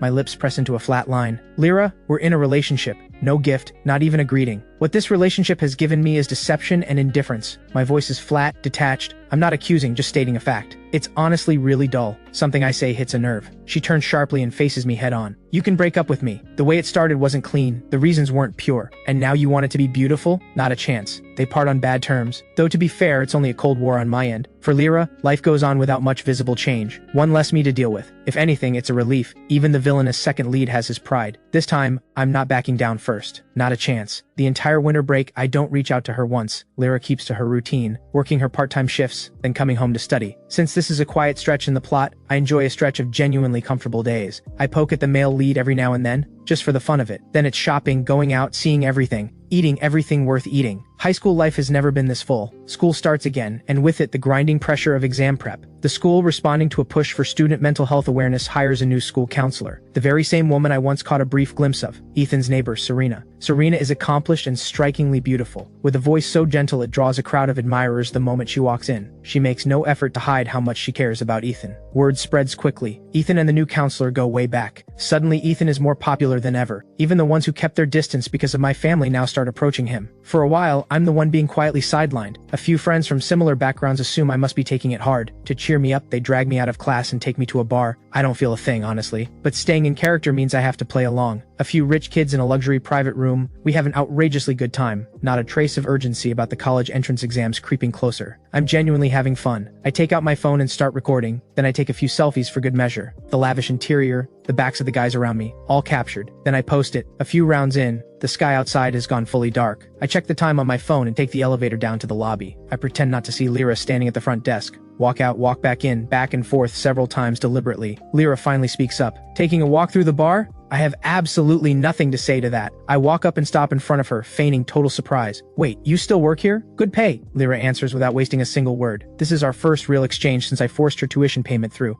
I frown slightly. My face is flushed pink from the drinks. Lyra gives me a look. How much did you have? My brain is slow. I didn't drink. I tilt my head up and think carefully. Fruit wine. Lyra's expression cools. The photo from the social post flashes through her mind. Go sit down and wait, she says flatly. Her face says, you are inconvenient and I would rather not deal with you. I pout. But honestly, I am tired, and I have no desire to go back upstairs and subject my ears to that noise. So I drop onto a sofa nearby and rest like a good boy. I've always been good looking, but these past couple of years my face has really come into its own. Usually I'm loud and arrogant, spoiled and unbothered. But sitting here quietly like this, there's something unexpectedly soft about it. Just looks well behaved, Lyra tells herself. Boys his age forget everything when they're out having fun. By the time the others upstairs notice I'm missing, I'm already walking out with Lyra. Nova texts me furiously. You ditch your friends the second a girl's involved. Total lovesick fool. I look at the cool profile of the girl walking beside me and text back, gladly. It finally clicks. When Lyra told me to wait, she meant she was going to take me home. My eyes go wide. There's a deep, quiet satisfaction in my chest, like none of it was wasted after all. I quietly reach out and take her hand. Lyra's whole body stiffens, but she doesn't pull away. She lets me hold on. A minute later, Lyra speaks in an even, unreadable tone. Stop pinching me. I quickly loosen my grip on her palm. That night, I lie on my bed staring at the ceiling. Do you think Lyra maybe likes me a little? I ask myself quietly. No, don't get ahead of yourself. Ugh, I'm just asking. In the story, my family's bankruptcy is set to happen just before the college entrance exams. I do the math. Less than half a year left. Time really does fly. I remember arriving in this world. It was around this time of year, just as cold. I wonder how far along Lyra and Ethan are in their story. In all the moments I can't see. School lets out for the fall break on October 1st. The study rooms and library stay open for seniors. Plenty of dedicated students show up. I'm curled up at home watching movies and doze off somewhere in the middle of one. By the time I wake up, it's afternoon. I get myself together and head out to find something to eat. Every restaurant near home has lost its appeal. The family driver drops me off downtown. I get out and walk straight toward the mall, straight up to the third floor restaurant level. The moment I step off the escalator, I hear a heated argument. This shirt is designer, tens of thousands. So tell me, how are you going to pay for it? The woman's tone is aggressive and overbearing. But you were the one who... I don't catch the rest. A familiar voice makes me stop. I look over. Ethan, what's going on? Ethan is in a server's uniform, surrounded by onlookers. His face is flushed with embarrassment and panic. Across from him, a short and stocky middle-aged woman has a damp stain across her clothes. She's yelling relentlessly, and she reaches out to grab him. Ethan steps back quickly, just barely out of her reach. He never expected a part-time holiday shift to end like this, cornered by a bully. She couldn't get what she wanted, so she made the mess herself. Now she's using it as leverage. A crowd of diners has gathered to watch. The woman gets bolder with an audience. What? If something gets ruined, someone pays for it. That's just the way it works. I can see you're just a kid. I won't ask for too much. 20,000 will do. 20,000. The color drains from Ethan's face. Satisfied that she's landed the blow, the woman rubs her hands together. She lowers her voice to add something nastier. When someone yanks her sharply by the back of her collar, a lazy, drawling voice comes from behind her. Lady, what year do you think it is? You're still running this con? Extortion is a crime, you know. I let go and wipe my hand with a tissue, making it very clear how I feel about the contact. The woman's expression shifts. She takes in my face, and before she can flash her practiced smile, my visible disgust cuts her off at the knees. Her face cycles through expressions like a bad performance. Extortion? What extortion? I don't scare easy. You break something, you pay for it. That's just common sense. I roll my eyes without a shred of courtesy. Sure, fine. You want compensation? Let's pull the security footage and see exactly who started this. My tone is pure contempt. A shirt worth 20,000? Show me the receipt. I'll cover it. The shirt is a knockoff from a 100 yuan stall. Of course she has no receipt. I carry myself well, and every piece I'm wearing is clearly high-end. Anyone can see I come from money. She was already uneasy. The mention of security footage and receipts sends her over the edge. She spits out, "This is my bad luck," and shoves her way out of the crowd. Not another word about compensation. The onlookers drift away. Ethan never expected me, of all people, to step in. He murmurs a quiet, "Thank you. I didn't do it for your thanks." Same sharp tongue as always. I just couldn't stand that woman. I wasn't trying to help you. And another thing, I fix him with a pointed look. Stop spending every waking moment thinking about romance. Warning delivered, I turn and leave. Smooth and thoroughly pleased with myself. A troublemaker who appeared out of nowhere, dispatched by a few well-placed words from me. And that parting warning, what a coincidence. Ethan watches my back as I walk away. His fingers tighten slowly. For just a moment, something ugly crosses his face. I have no idea he suspects I set the whole thing up. If I did, I'd cry injustice at the top of my lungs. Please, I'm a villain, not some idiot with time to waste. I put the whole episode out of my mind quickly. I've been busy. Lyra's birthday is less than 2 days away. She couldn't care less about my birthday, but I'm the bigger person. I don't hold grudges. The ones who are adored can always afford to be careless. But what can I say? I'm just crazy about that face of hers. Last year on her birthday, I gave Lyra a limited edition necklace. She never touched it. This year I'm changing my approach. No more throwing money at the problem. Sincerity is the real weapon. I am, without question, hopelessly clumsy with my hands. I hole up in my room and somehow, eventually, finish the gift. By the time I'm done, the sun has already set outside. I pack the gift carefully and jog downstairs. I tell the driver to bring the car around. During the public holiday, the cafe is even busier than usual. On her break, Lyra eats a quick dinner. Her phone buzzes in her pocket. It's a text from me, asking where she is. Lyra glances at the screen and replies, "At home." The next order is ready. She puts her phone down and carries the coffee out. By the time she's fully done, 2 hours have passed. Someone arrives to take over. She packs up and heads home. On the way, the manager at Club Darkstar sends her final payment and expresses genuine regret about her resignation, wishing her well for the exams. Lyra is genuinely grateful. She replies with a simple thank you. She rides her bike back to the old alley. A few scattered lights glow dimly on either side. The narrow concrete path is uneven and pocked with holes. Overhead wires tangle across the sky. The air carries the damp, sweet scent of osmanthus. The deeper in she goes, the closer to home, and the thinner the walls. Lyra gets off her bike. She walks it forward slowly. A few seconds later, she stops abruptly. The window of a neighbor's house casts a faint amber light. It stretches the silhouette of a boy crouching by the wall into a long, thin shadow. His head is bowed. Something in his hand, idly drawing shapes on the ground. The squeak of the bicycle breaks the quiet and startles the small, crouched figure. He looks up, sees it's Lyra, and immediately drops what he's holding. He stands, and his legs have gone numb. He stumbles. "You lied without even thinking about it. You said you were at home." There's unmistakable hurt in his voice. Somewhere along the way, his white shirt has picked up a very visible smudge. The corners of his eyes are red. His white canvas shoes are dirty too, like a stray white ragdoll cat caught out in the world. I follow her gaze to the stained shirt and dirty shoes. My face goes red. "It's your fault for living in a place like this," I pout, jaw practically on the floor. "I tried to wipe it and it just got worse. I'm fuming, and my mouth won't stop. All you think about is money. You don't even remember your own birthday. I rushed all the way over here just to celebrate with you. I was scared you'd go out with someone else." The more I talk, the quieter I get. My head droops. My voice goes muffled. "And then you lied to me. I waited here for over 3 hours for nothing. Lyra, you liar. You did this on purpose, didn't you?" Lyra stands a little over a meter away, still in the shadow. I can't make out her expression. My heart sinks. My hair droops with it. I go small. "Ignoring me again. You always do this. How much do you actually hate me?" The hurt at the end of my words is swallowed by the night wind. Barely audible. Lyra steps out of the shadows slowly. She leans her bike against the wall in one clean motion and walks toward me step by step. The sudden weight of her presence makes me instinctively want to step back. The next second, she grabs my arm, hard. "Where are you going?" Lyra holds my gaze. Her grip is strong. Her palm has a thin layer of calluses, dry and burning warm. Her fingers press into my skin. The spot where she's holding me aches and burns at once. My heart slams. I reach up to push her hand away, clumsy and desperate. Lyra catches my other hand, the restless one. Both my wrists are now completely in her grip. She bows her head. Her lashes fall, hiding whatever is in her eyes. "If I'm not coming, you could just leave. You knew I'd lied, and you sat here waiting like a fool. If I hadn't come back until morning, would you have sat here all night? Adrian, do you have any sense of self-preservation at all? I stand there blinking under her lecture. I'm already nursing the world's biggest grievance, and now the person who caused it is scolding me. This is a new low. Fine, I'm dumb, I'm foolish, I have no self-preservation. My eyes blur with moisture. I glare at her through it. Everything I do is wrong in your eyes anyway. I made you a birthday gift and ran all this way to give it to you. Threw my warmth at a stone wall, wasted every bit of sincerity on someone who doesn't care. Lyra just looks at me, deeply, in silence. A heavy, wordless silence stretches between us.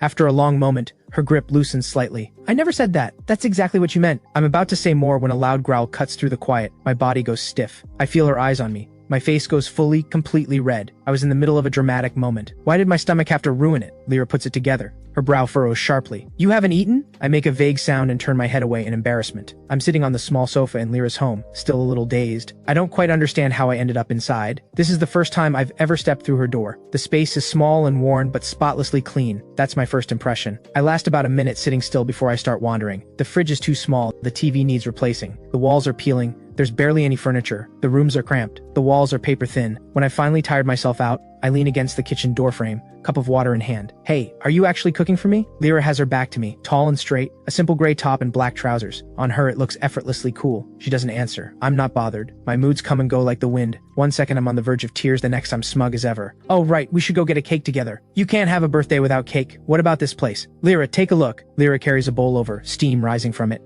She moves past me without expression and sets it on the table. Eat. She's made noodles with greens and egg, the egg pan fried first. 2 golden eggs nestle in the noodles, a scattering of bright green greens alongside. The smell hits me before I even sit down. I swallow involuntarily. Somehow I'm even hungrier than before. Every craving I have is wide awake now. I forget all about the cake. I put my head down and eat. Halfway through, when the hunger finally dulls a little, I lift my head with a measure of dignity. Lyra has nothing in front of her. You're not eating? I ask, confused. Already ate, so she made this just for me. My chopsticks pause. I steal a glance at her through the corner of my eye. Lyra has her eyes lowered, reading a vocabulary book she produced from somewhere. Her features are cool and sharp, clean lines, a high nose bridge. When she looks down, you can see how thick and long her lashes are. Her lips, neither full nor thin, pressed lightly together, an air of distance that keeps the world at arm's length. The gaze from across the table is impossible to ignore. She doesn't even look up. Enjoying the view? Caught staring, and caught by the person herself. My face warms, but I don't feel the least bit awkward. I answer clearly without hesitation. Very. I've never hidden how much I like her. Lyra, you're really something. But instead of the pleasure I expect, her expression darkens. 2 years of staring, and you're still not bored? I only like her face, and I'm not done yet. My own voice echoes back at her, young, unguarded, proud. Lyra's face goes completely blank. She stands and looks down at me. When you're done, you can go. I don't understand the sudden shift. I shovel down the rest of the noodles in 2 bites, swipe my mouth with my hand, and announce loudly, no. Am I someone you can just invite and dismiss whenever you feel like it? This is exactly what letting the wolf in the door looks like. I plant myself firmly on the seat, half afraid she might actually throw me out. I drape myself across the table and go completely still, stealing glances at her through wide, doe-like eyes. We stare at each other in silence. Lyra draws a slow breath,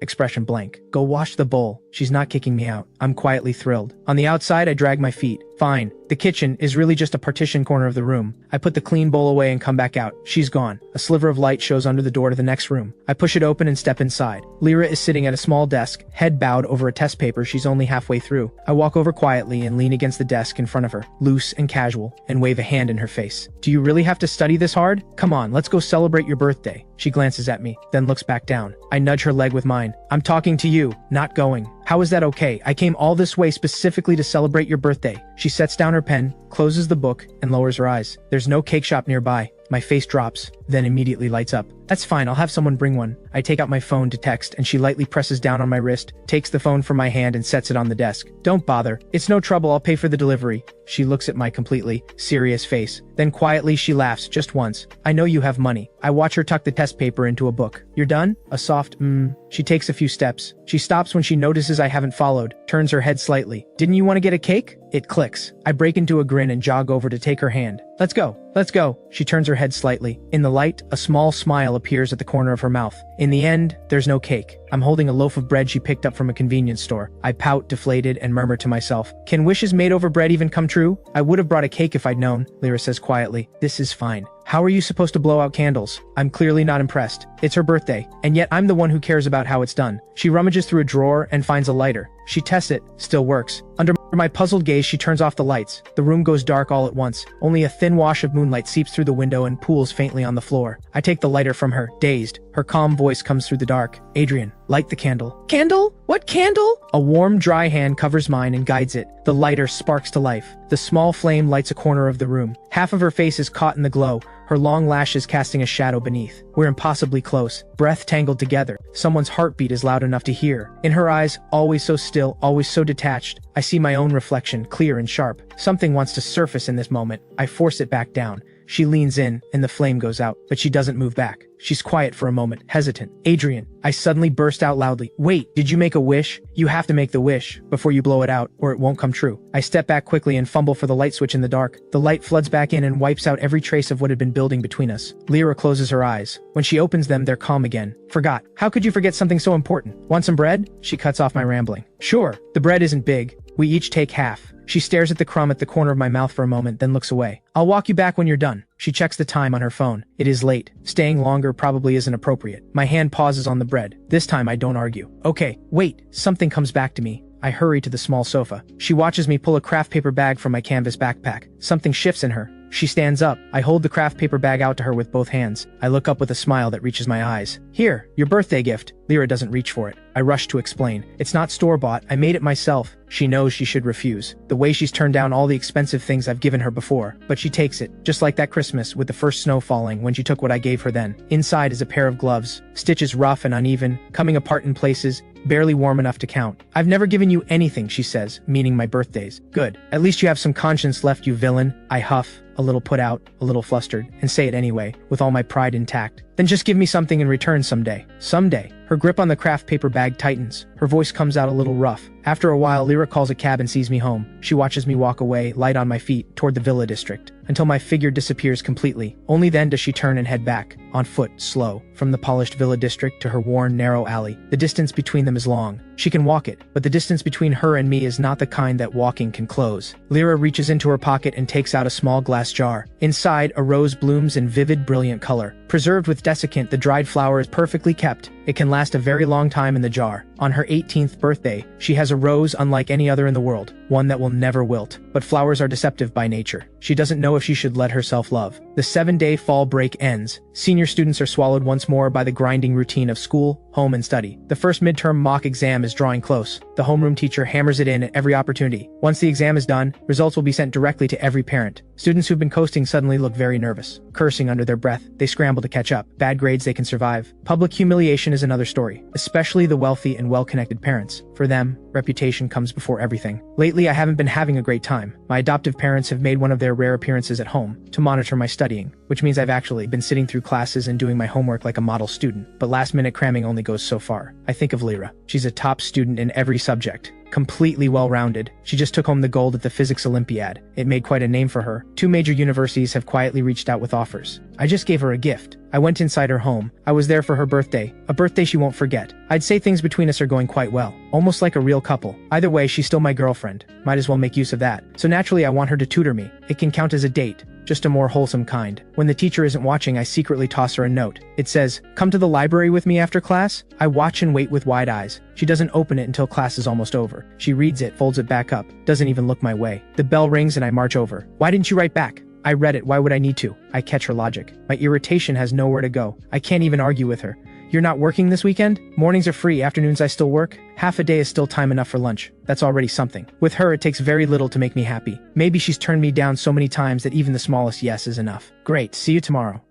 Nova has signed up for an outside tutoring class. She hasn't been walking with me these past few days. The family driver has the day off. I walk. On the way home, I unexpectedly run into 2 people. From a distance, I spot Ethan and Serena walking side by side. I have no intention of going over, but trouble has a way of finding me whether I look for it or not. "Adrian, what a coincidence." Ethan says it while already walking toward me. "I never properly thanked you for what you did. If you don't mind, let me treat you to a meal." Before I can turn him down, Serena picks up on something. Her gentle brow creases. "What is it, Ethan? What happened?" Ethan looks a little sheepish. "A customer gave me a hard time at my part-time job." He glances at me with a smile. Thanks to Adrian here, a couple of words and the whole thing was over. The gratitude sounds perfectly polite. and completely off. Facing what looks like genuine thanks from Ethan, the villainous second lead isn't supposed to be sharp, so I have to pretend I don't catch it. Ethan's expression stiffens slightly. A flicker of embarrassment. Serena naturally steps in. Adrian, Ethan is thanking you. Miss Serena, I'm not deaf. I heard him. Thanks. Serena's opinion of me drops another notch, but aside from my tone, I haven't actually said anything unreasonable. She takes a slow breath. I'll treat you to that meal, Adrian. Consider it my way of thanking you for helping Ethan. No, Serena, you can't pay for it. This is my thing to handle. If anyone's treating, it should be me. You just called me your sister. Your matters are my matters. That doesn't mean, stop, I've heard enough. Why don't you two just go eat? Treat each other all you want. Count me out.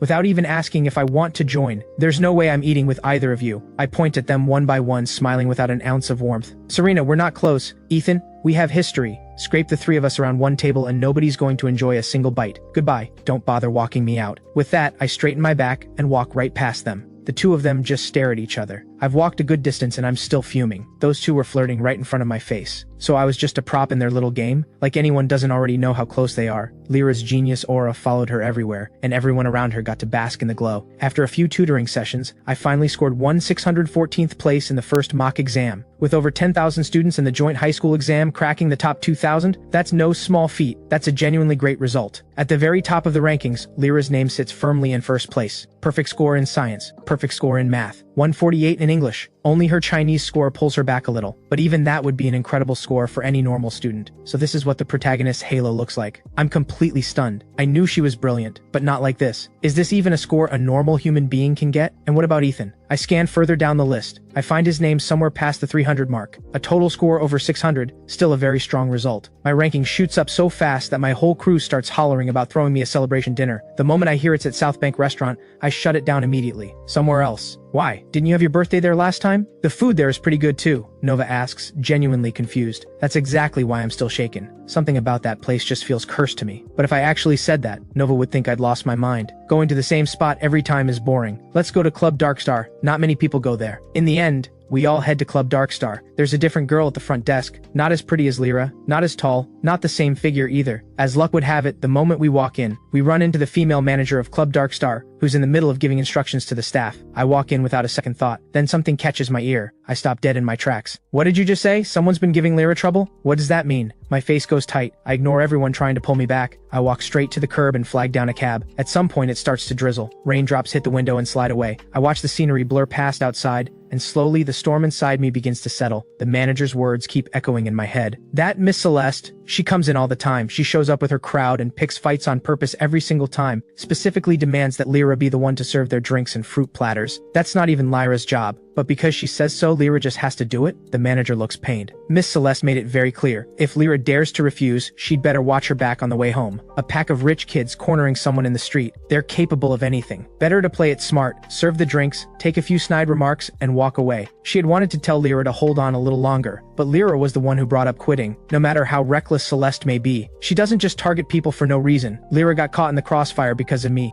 I don't have an umbrella. The cab driver kindly pulls up right in front of the coffee shop. I step out, walk up to the glass door, reach out to push it, and pause, palm pressed against the cold handle. Lyra is wearing a simple white hoodie. Around her waist, a black apron with red trim. She has her back to the door, carrying a tray of coffees. Someone is talking to her. She tilts her head slightly and leans in to listen. Half her face in profile, calm and quietly beautiful. Something flickers in my eyes. After a long moment, I slowly pull my hand back. Inside the cafe, Lyra's heart skips a beat. She turns toward the entrance as if she sensed something. Only the drizzle remains, falling without pause. The wind chime by the door sways and rings out clear and bright, but there's no one there. Lyra looks away. The rain picks up. A car speeds past. It sends a wave of water flying almost knee-high. I snap my newly bought umbrella up just in time to block it. Are you serious? Ever heard of slowing down near pedestrians? I yell until my voice goes hoarse, but the car is long gone. Unbelievable. I rub my arms. They've gone cold. The rain is getting heavier, and the temperature is dropping. I need to find somewhere to take cover. Just as that thought crosses my mind, a fierce gust hits, and my umbrella nearly tears itself inside out. I yelp and grip the handle tight, pushing the umbrella down. The next second, a firm hand reaches from behind me and takes hold of the handle. The umbrella steadies. Warmth presses against my side. That whole side of me goes soft and tingly. A familiar scent of clean soap drifts past my nose. In that moment of daze, Lyra has already slipped the umbrella from my hand, smooth as anything. She must have rushed out. Her long white hair is damp from the rain. She frowns slightly, her tone less than warm. Why are you out here in the rain? Performance art, the tragic rain-soaked aesthetic. I shudder at my own words. That's you, not me. Lyra doesn't bother arguing. She grabs my wrist and pulls me under the bus shelter. Adrian, were you just at the coffee shop? No, I say without hesitation. She stares at me in silence. 10 seconds later, I cave. Fine, I did go, but you looked busy, so I didn't want to bother you. She's not buying that excuse for a second. She doesn't believe I'd ever be that considerate, and she's about to push further. I stand on my tiptoes and ruffle her hair with great enthusiasm. Hey, you ran out here without an umbrella either. Were you scared I'd run away? I blink at her, a sly grin spreading across my face. Admit it, Lyra, your heart moves for me too. She freezes. Something flickers in her eyes, too fast to catch. Then her expression locks back into place. Don't talk nonsense. With that distraction, she never gets to ask me again. Crisp autumn air. The school has arranged a college visit trip for the senior students, 2 top universities to give everyone a taste of campus life. The goal is to spark some motivation to study. Tomorrow morning, 7 o'clock, South Gate. Our homeroom teacher passes down the orders.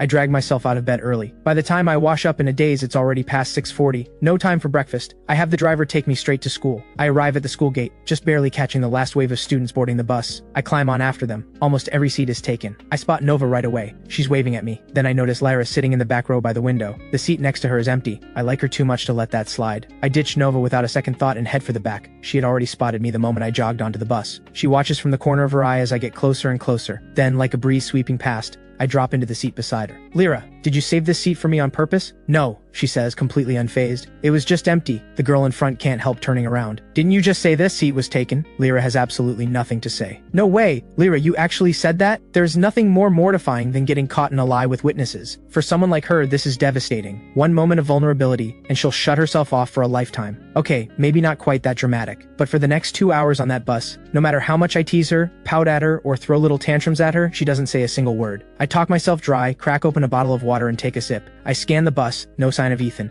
I turn my head and come face to face with Ethan's bright red, furious glare. I nearly choke on my water. I hold it back and cough a few times. How long has he been staring at me like that? I cough until my face goes red. Lyra's brow furrows. I assume I'm disturbing her. I clap a hand over my mouth and turn away to keep coughing. The muffled sound of it is enough to set anyone's nerves on edge. She yanks my hand away from my mouth. Are you trying to suffocate yourself? Her voice is cold and carrying something else underneath that I can't quite place. The startle shocks the cough right out of me. My eyes dart around. A moment like this, it'd be a waste not to use it. I throw my arm out and point straight at Ethan behind me. Why are you everywhere I go? What do you mean, me? If you hadn't been staring, I wouldn't have choked. The onlookers can't believe the nerve. Blaming someone else for that? Ethan falters for just a second, then catches himself. He bites his lip. You're the one who turned around. Which brings to mind that classic line, how did you know I was looking if you weren't looking first? I make a face like I've been completely stumped, eyes wide open, looking absolutely ridiculous. A few people nearby laugh under their breath, watching me try to bully someone and get called out instead. Young Master Adrian, why do you always go after Ethan? The guy sitting next to Ethan is furious. He's been holding this in for a while. Could it be jealousy? He and Ethan are close. When Ethan was at his lowest, he told this guy everything about Lyra. So he knows. I'm the other guy who swooped in and took someone else's girl. Ethan is too decent to want to make a scene, but this guy isn't. With the rest of the class looking on in confusion, he chooses his words carefully, leaving just enough unsaid. Some things were never yours to begin with. No matter what you do, they never will be. Then he smirks at me. He just called Lyra a thing. The few who know the full story immediately glance over at Lyra, who is sitting with an ice-cold expression. One look at her face and they all look away. Amid the low murmurs around us, she notices the redness quietly creeping into the corners of my eyes. Whatever irritation she had been feeling dissolves completely. All she feels now is helplessness, and a tenderness she hasn't even noticed in herself. Before she can say anything, the teacher claps twice to get everyone's attention. He runs through the rules and schedule for the campus visit. And just like that, we've arrived. The moment the bus stops, I'm the first one off, head down, walking fast. I'm walking so fast that Nova is gasping to keep up. Hey, what's wrong now? Who set you off this time? She was sitting up front, earphones in, video calling her boyfriend the whole ride. She has no idea what just went down at the back. Nothing happened. I keep walking, head down, go enjoy yourself. I need some time alone. That's enough for Nova to stop pushing. Summit University's campus is enormous. So big there are actual traffic lights on the roads inside. Beautiful people everywhere. A different kind of youth than what you see in high school. I find a patch of lawn and sit down behind a big rock. I dig into my bag, pull out a pack of soda crackers, and crunch away. Bliss. Sea salt soda crackers are the finest food on this earth. No arguments. I declare this with complete satisfaction. After the crackers, I tear open a pack of spicy strips, eating them while licking my fingers. Every few seconds I glance around, paranoid about being spotted. Several snack packs later, half a bottle of drink gone.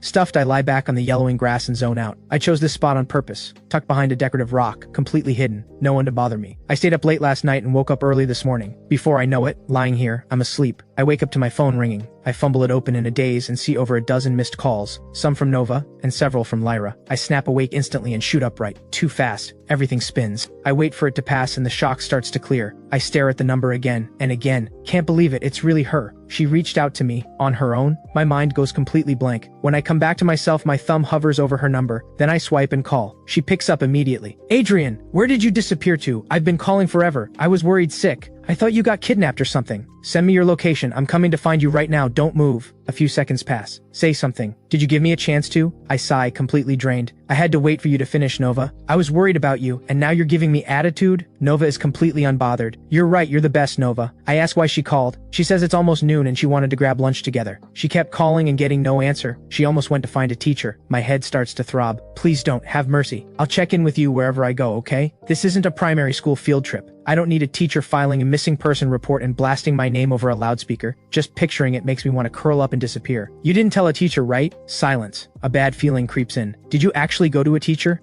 No, I let out a breath. Then, a beat later, she says hesitantly, I went and found your academic genius. Silence for a few seconds. I think of those missed calls from Lyra. Now I know why she called. I hang up, drop back onto the grass with a blank expression. Great, I've humiliated myself again. She definitely thinks I'm a complete idiot. I send my location and wait. Out of some instinct to preserve what's left of my dignity, I never call Lyra back. I just send a text saying I wasn't lost, and definitely wasn't kidnapped. She never replies. I sigh. She was probably just being decent, doing the humane thing. She doesn't actually care that much about me. Meanwhile, Nova stares at her phone after the call drops, then sneaks a guilty glance at the academic genius standing beside her, stone-faced. Sorry about that. Adrian's probably fine. Sorry for wasting your time, Nova says sheepishly. It's fine, Lyra says flatly. Nova can't tell whether she's upset or not. After all, everyone at school knows she doesn't like their Adrian. Nova thinks this and quickly adds a few more apologies.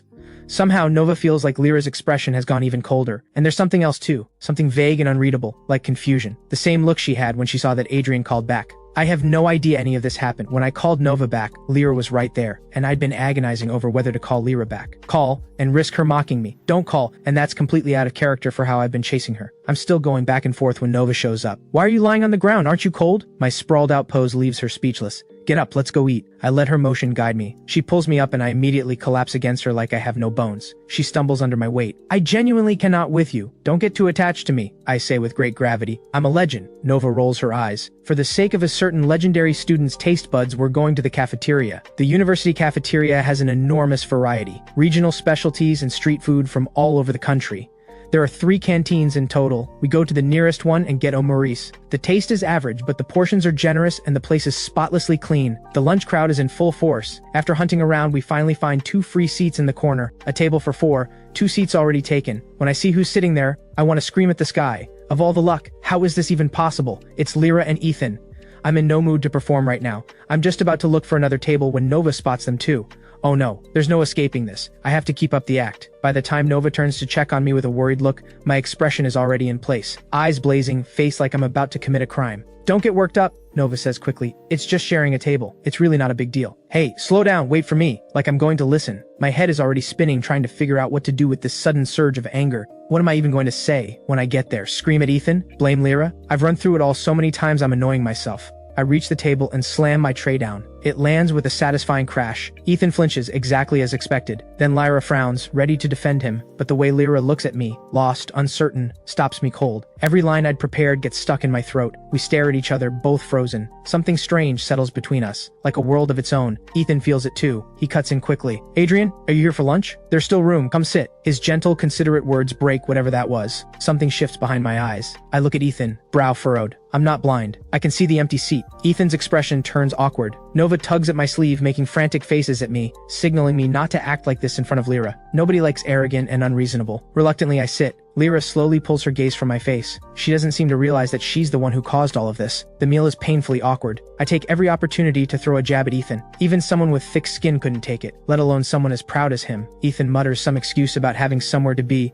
and rushes off, eyes reddening. He rushes out with his head down and walks straight into someone coming from the other direction. Sorry. The way he says it, quietly wounded, makes Serena's heart clench. She steadies him by the shoulders and makes him look up. A tear-streaked face stares back at her. What happened? Serena clumsily reaches up to wipe his face. When he sees it's her, the tears come harder. He chokes out, It's nothing. Nothing? Look at you. You think I can't tell? No, He glances in a direction that seems almost accidental, then bites his lip. Really, I'm fine. Serena follows his gaze. She finds me, handsome face tilted up, chatting with a girl. She doesn't need any more explanation. She had volunteered to be a chaperone for this trip specifically to look out for Ethan, and yet, right under her watch, he still got hurt. Counting the first time I showed up at Ethan's place, this has happened 3 times now. Serena's expression darkens. Something settles in her mind. Meanwhile, Lyra and I have already left the cafeteria. Nova, being the ride-or-die best friend that she is, slips away on her own, refusing to be the third wheel, and leaves the two of us alone. That look of hers flashes through my mind again. I feel strangely unsettled. I'm going to use the bathroom. There's one nearby. I head for it. The water this time of year bites a little when it hits your skin. I scoop up a handful and splash it over my face. I lean over the sink and let the droplets fall. I stare at the faucet without really seeing it. Adrian likes Lyra, but I don't. Why does one ill-timed look from her throw me into this much chaos? She played a pair of threes and I went and threw down a royal flush.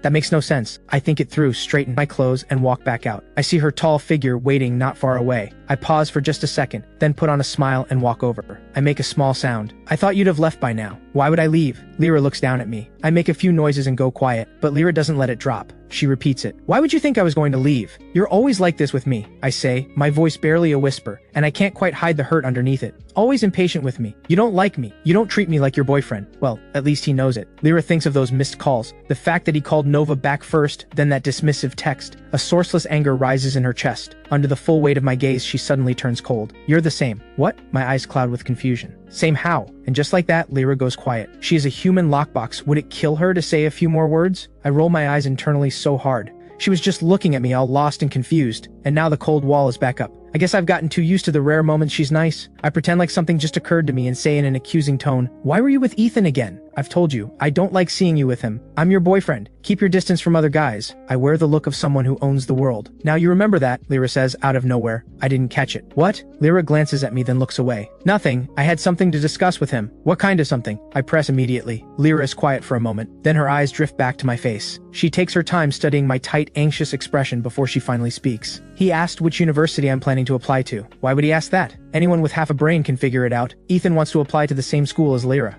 I feel a spike of indignation. He won't even get in. Adrian, stop judging people, Lyra says, frowning. As far as Lyra is concerned, what anyone else does or where they choose to apply has nothing to do with her. She doesn't like her life being tangled up with other people's, and she especially doesn't like how I keep dragging irrelevant people into what's between the two of us. In her mind, wherever things between us end up, it's between the two of us. Nobody else has a place in it. Everyone boards the bus. Time to head home. The ride back is full of noise and chatter. After a full day out, nobody feels tired. If anything, the energy is even higher. College life, so many things to do, freedom over your own time, no endless tests. Everyone talks about what they saw and did, each of them hoping their own college days will be just as full and colorful. Lyra turns to look out the window. The glass is faintly reflective, and in it, she can just make out the sleeping profile of the boy beside her. Peaceful, beautiful. The last light of the setting sun falls over the smoothly moving bus. The noise around her fades away. She stares for a long time, until someone hollers that they've arrived and shouts for everyone to get off. I'm deep in sleep, dreaming about something I couldn't tell you. My lips move, mumbling something muffled and unclear. Lyra leans in a little closer and makes out what I'm murmuring. Her name, Lyra. Lyra's expression freezes. The softness barely has a chance to reach her eyes. Before I continue mumbling, big idiot, Lyra is instantly speechless. A firm hand comes down hard on my forehead. I jolt awake. I look around in a daze, trying to figure out who just hit me. Nobody around me, just a tall figure stepping off the bus. Even from the back I can tell she's furious. Was that my imagination? Did I accidentally hit myself? I rub my still throbbing forehead. Completely lost, I shuffle off the bus. No evening study session tonight. The boarding students head back to their dorms. The day students trickle out one by one. Not far from the school gate, a sleek black car sits parked by the road. Clearly expensive. People stop to look. Lyra instinctively turns to see. I walk toward it, bag on my back. The driver steps out and opens the door. I accept the attentive service as if it's the most natural thing in the world, and get in without rushing. The black car pulls away and is gone in moments. That's Adrian's family car, someone says in surprise. Wasn't it a different one last time? Either way, they're all expensive. You think the nickname Young Master Adrian is just for fun? He's the real deal. A genuine rich kid. Laughter all around. Whoever ends up marrying into the MU family, forget saving 10 years. You'd set for life. Lyra stands in the middle of it all, listening to the snide commentary clearly aimed at her. Her face and voice don't change. Her lowered lashes hide everything underneath. For just a moment she remembers. The bread shared in the dark, the candle they blew out together, the rose that never fell, the eye contact that made it hard to breathe. Lyra can't lie to herself. Her heartbeat has always been more honest than her reason. But the distance from the Villa district to the old alley, she's walked it. She knows how far that road really is. The feelings a young boy declares always run bigger than reality. And what I feel, it floats. It has no ground to stand on. What you can't have is the moon. What you can, just a plain white plate not worth a second glance. Lyra knows it clearly. The moment I get what I want, that's when she starts to lose. Lyra stands at the busy school gate for a long time. Even when a teacher calls to her, she's slow to move. New Year's Day. The first and second year students have been preparing performances, celebrating together in the main hall. The third years, deep in their studying, just have a small gathering in their own classroom. Day students can choose to skip it, but the boarding students make the most of it, blowing up balloons and hanging streamers, determined to squeeze some holiday spirit out of the night. Lyra is tall, so she's on balloon and streamer duty for the higher spots. The weather is biting today. She didn't check the forecast and wore the same outfit as yesterday. Her throat feels dry and raw, the signs of a cold. She pushes through the discomfort and keeps hanging balloons. Then someone at the door calls out, "Genius, someone's here for you!" Someone looking for her? Who? A figure flashes through her mind. The next second she's already walking out. Quick steps. She steps outside, and the cold night wind hits her. Only then does she come back to herself. She finds her own inexplicable anticipation ridiculous. On a holiday, any student who can go home is home with their family. And yet, right now, I'm leaning against a column at the front of the school building, sheltering from the wind. My family has few close relatives of my generation. Most of the people at the gathering are distant cousins, barely connected, making hollow small talk and empty flattery. I finally managed to slip away from the family gathering. I walk down the street. Festival lights hang from every tree along the road. A family strolls past me, laughing and talking. The whole city is lit up and dressed for the holiday. I suddenly feel bored. I keep walking and don't notice where I've ended up. I look up and find myself standing at the school gate. The guard recognizes me. He knows I'm a student here and lets me in.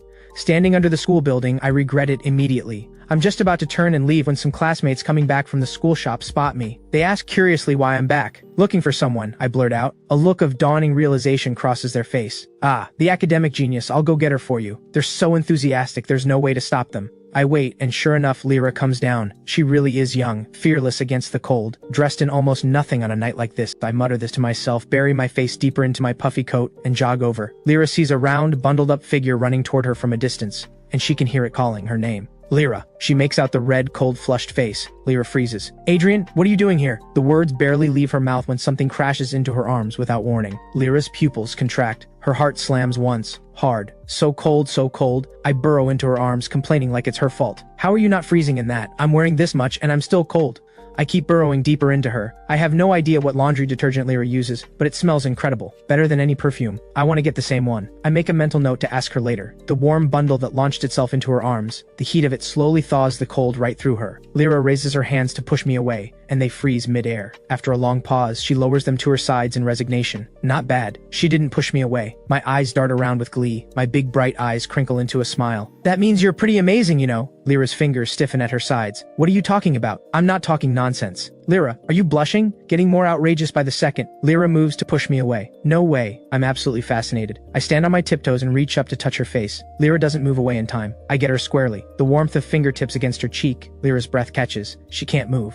I step back and straighten up, putting distance between us. My brow creases. "Lyra, do you have a fever?" "What?" Lyra looks like she didn't quite process what I said. A flicker of confusion passes through her calm eyes. "How are you this clueless?" I reach up and press my palm to her forehead. The heat is alarming. "Do you even realize you have a fever?" I say through gritted teeth. This time it registers. Her foggy brain slowly grinds into gear. She presses her lips together. Too red, even for the cold. "I haven't been feeling great." She'd assumed it was just a minor cold. I'm so frustrated I almost laugh. If I hadn't shown up, Lyra would have burned herself into a fool with that response time. So much for being a powerhouse. I take a deep breath. Hospital, now. Lyra doesn't argue. She follows. Her eyes drift down to where our hands are joined. An ill-timed thought surfaces. Adrian has such slender hands. Just like the rest of him, pampered and fragile, yet one spark and he explodes, like a firecracker. The school nurse has already left for the day. I call our homeroom teacher to explain the situation, then take Lyra to the nearest hospital. They take her temperature, nearly 39.5 degrees Celsius, and still climbing. I look at Lyra's pale, clammy face and ask the doctor, why does she look like she's in so much pain? A high fever hurts, that's how it works, the doctor says, unbothered. For most people, looking that miserable with a fever like this makes perfect sense, but Lyra doesn't seem like someone who can't endure pain. I frown. Can you run a full check on her? My eyes move across Lyra's pale face and stop at her left ear. I think for a moment, then tell the doctor, she had an injury to her left ear in the past.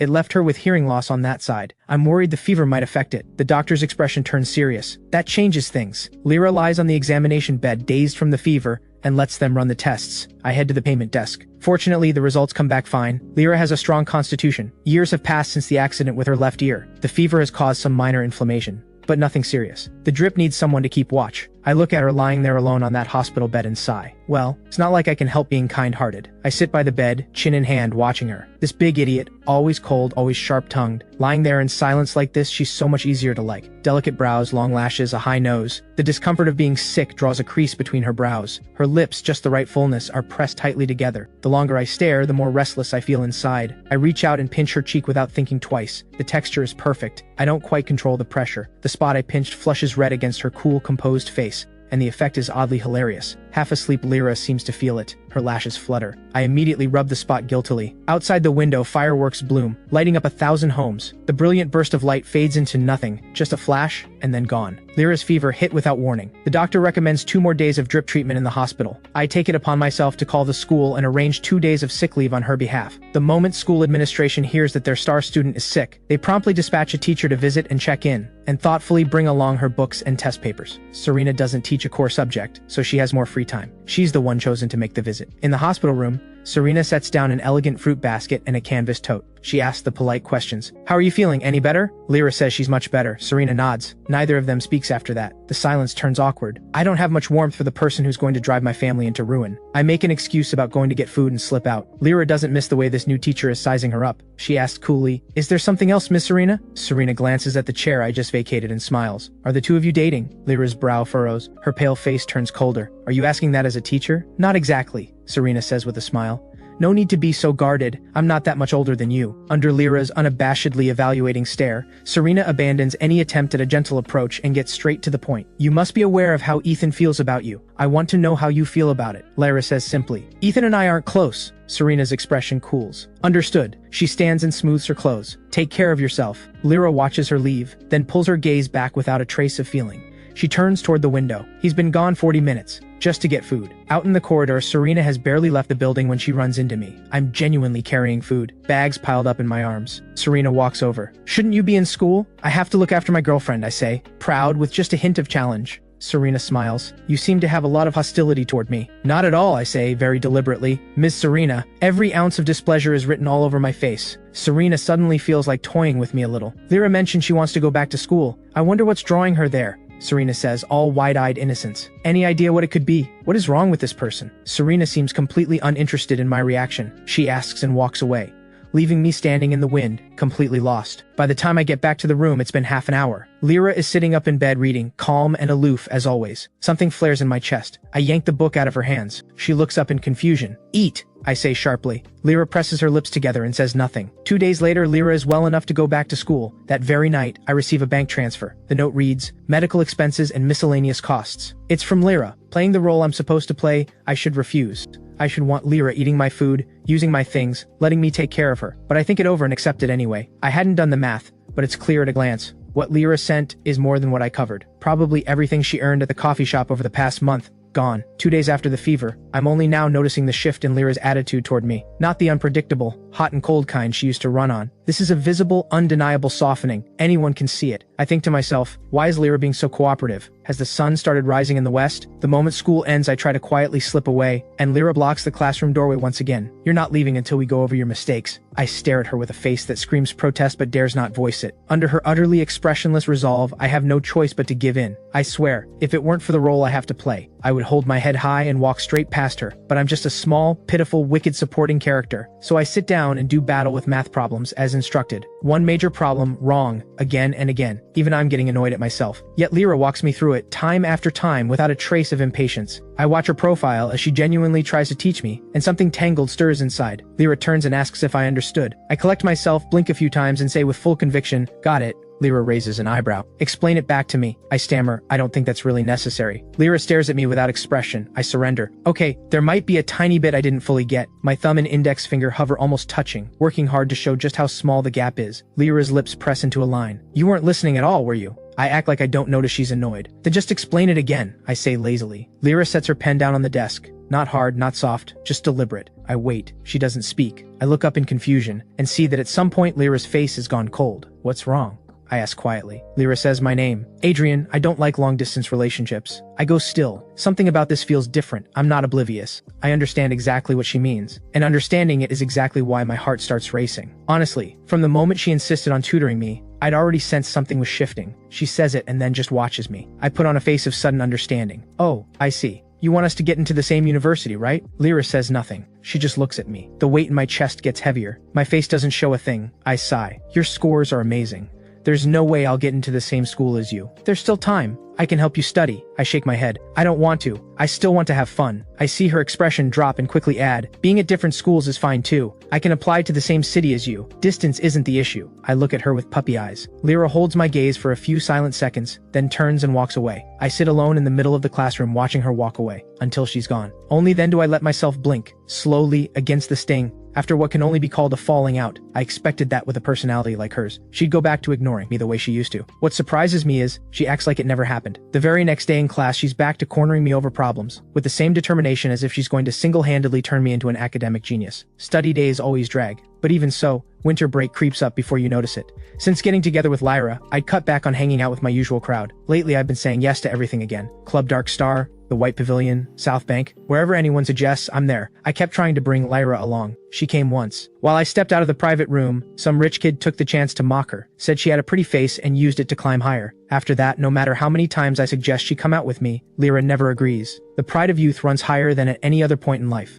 I've lived it. I understand that. A sudden feeling settles in. My family might be heading for ruin sooner than I thought. My eyes go wide with helpless fury. Why should I be the one to go bankrupt? The only comfort I can offer myself, this is the fate of the supporting character. Lately, something interesting has been making the rounds in the city's wealthy circles. A piece of high society gossip. The SU family has made a grand show of acknowledging an illegitimate daughter and is throwing a formal recognition ceremony, inviting all sorts of witnesses. As one of the elite families, my family receives an invitation. At the banquet, I use a bathroom excuse to shake off my parents. I find a corner sofa and settle in. I wrap my arms around a plate of petit fours and dig in. My eyes sweep the whole room. Where is Serena? The room goes quiet for just a moment. I look toward the main entrance. Serena makes her entrance in a well-fitted gown. With that warm, composed face of hers, she does carry herself like someone born to this world. Then I remember she's going to ruin my family, and any admiration I had vanishes. The rest of the evening unfolds without a hitch. The head of the Serena's family speaks in deliberately vague terms, saying only that Serena had been lost to the family for many years and was only recently found. Not a single mention of the word illegitimate. Everyone in the room knows the truth, and everyone has the good sense not to say it. This sort of thing isn't unique to the SU family. Every elite household has its secrets.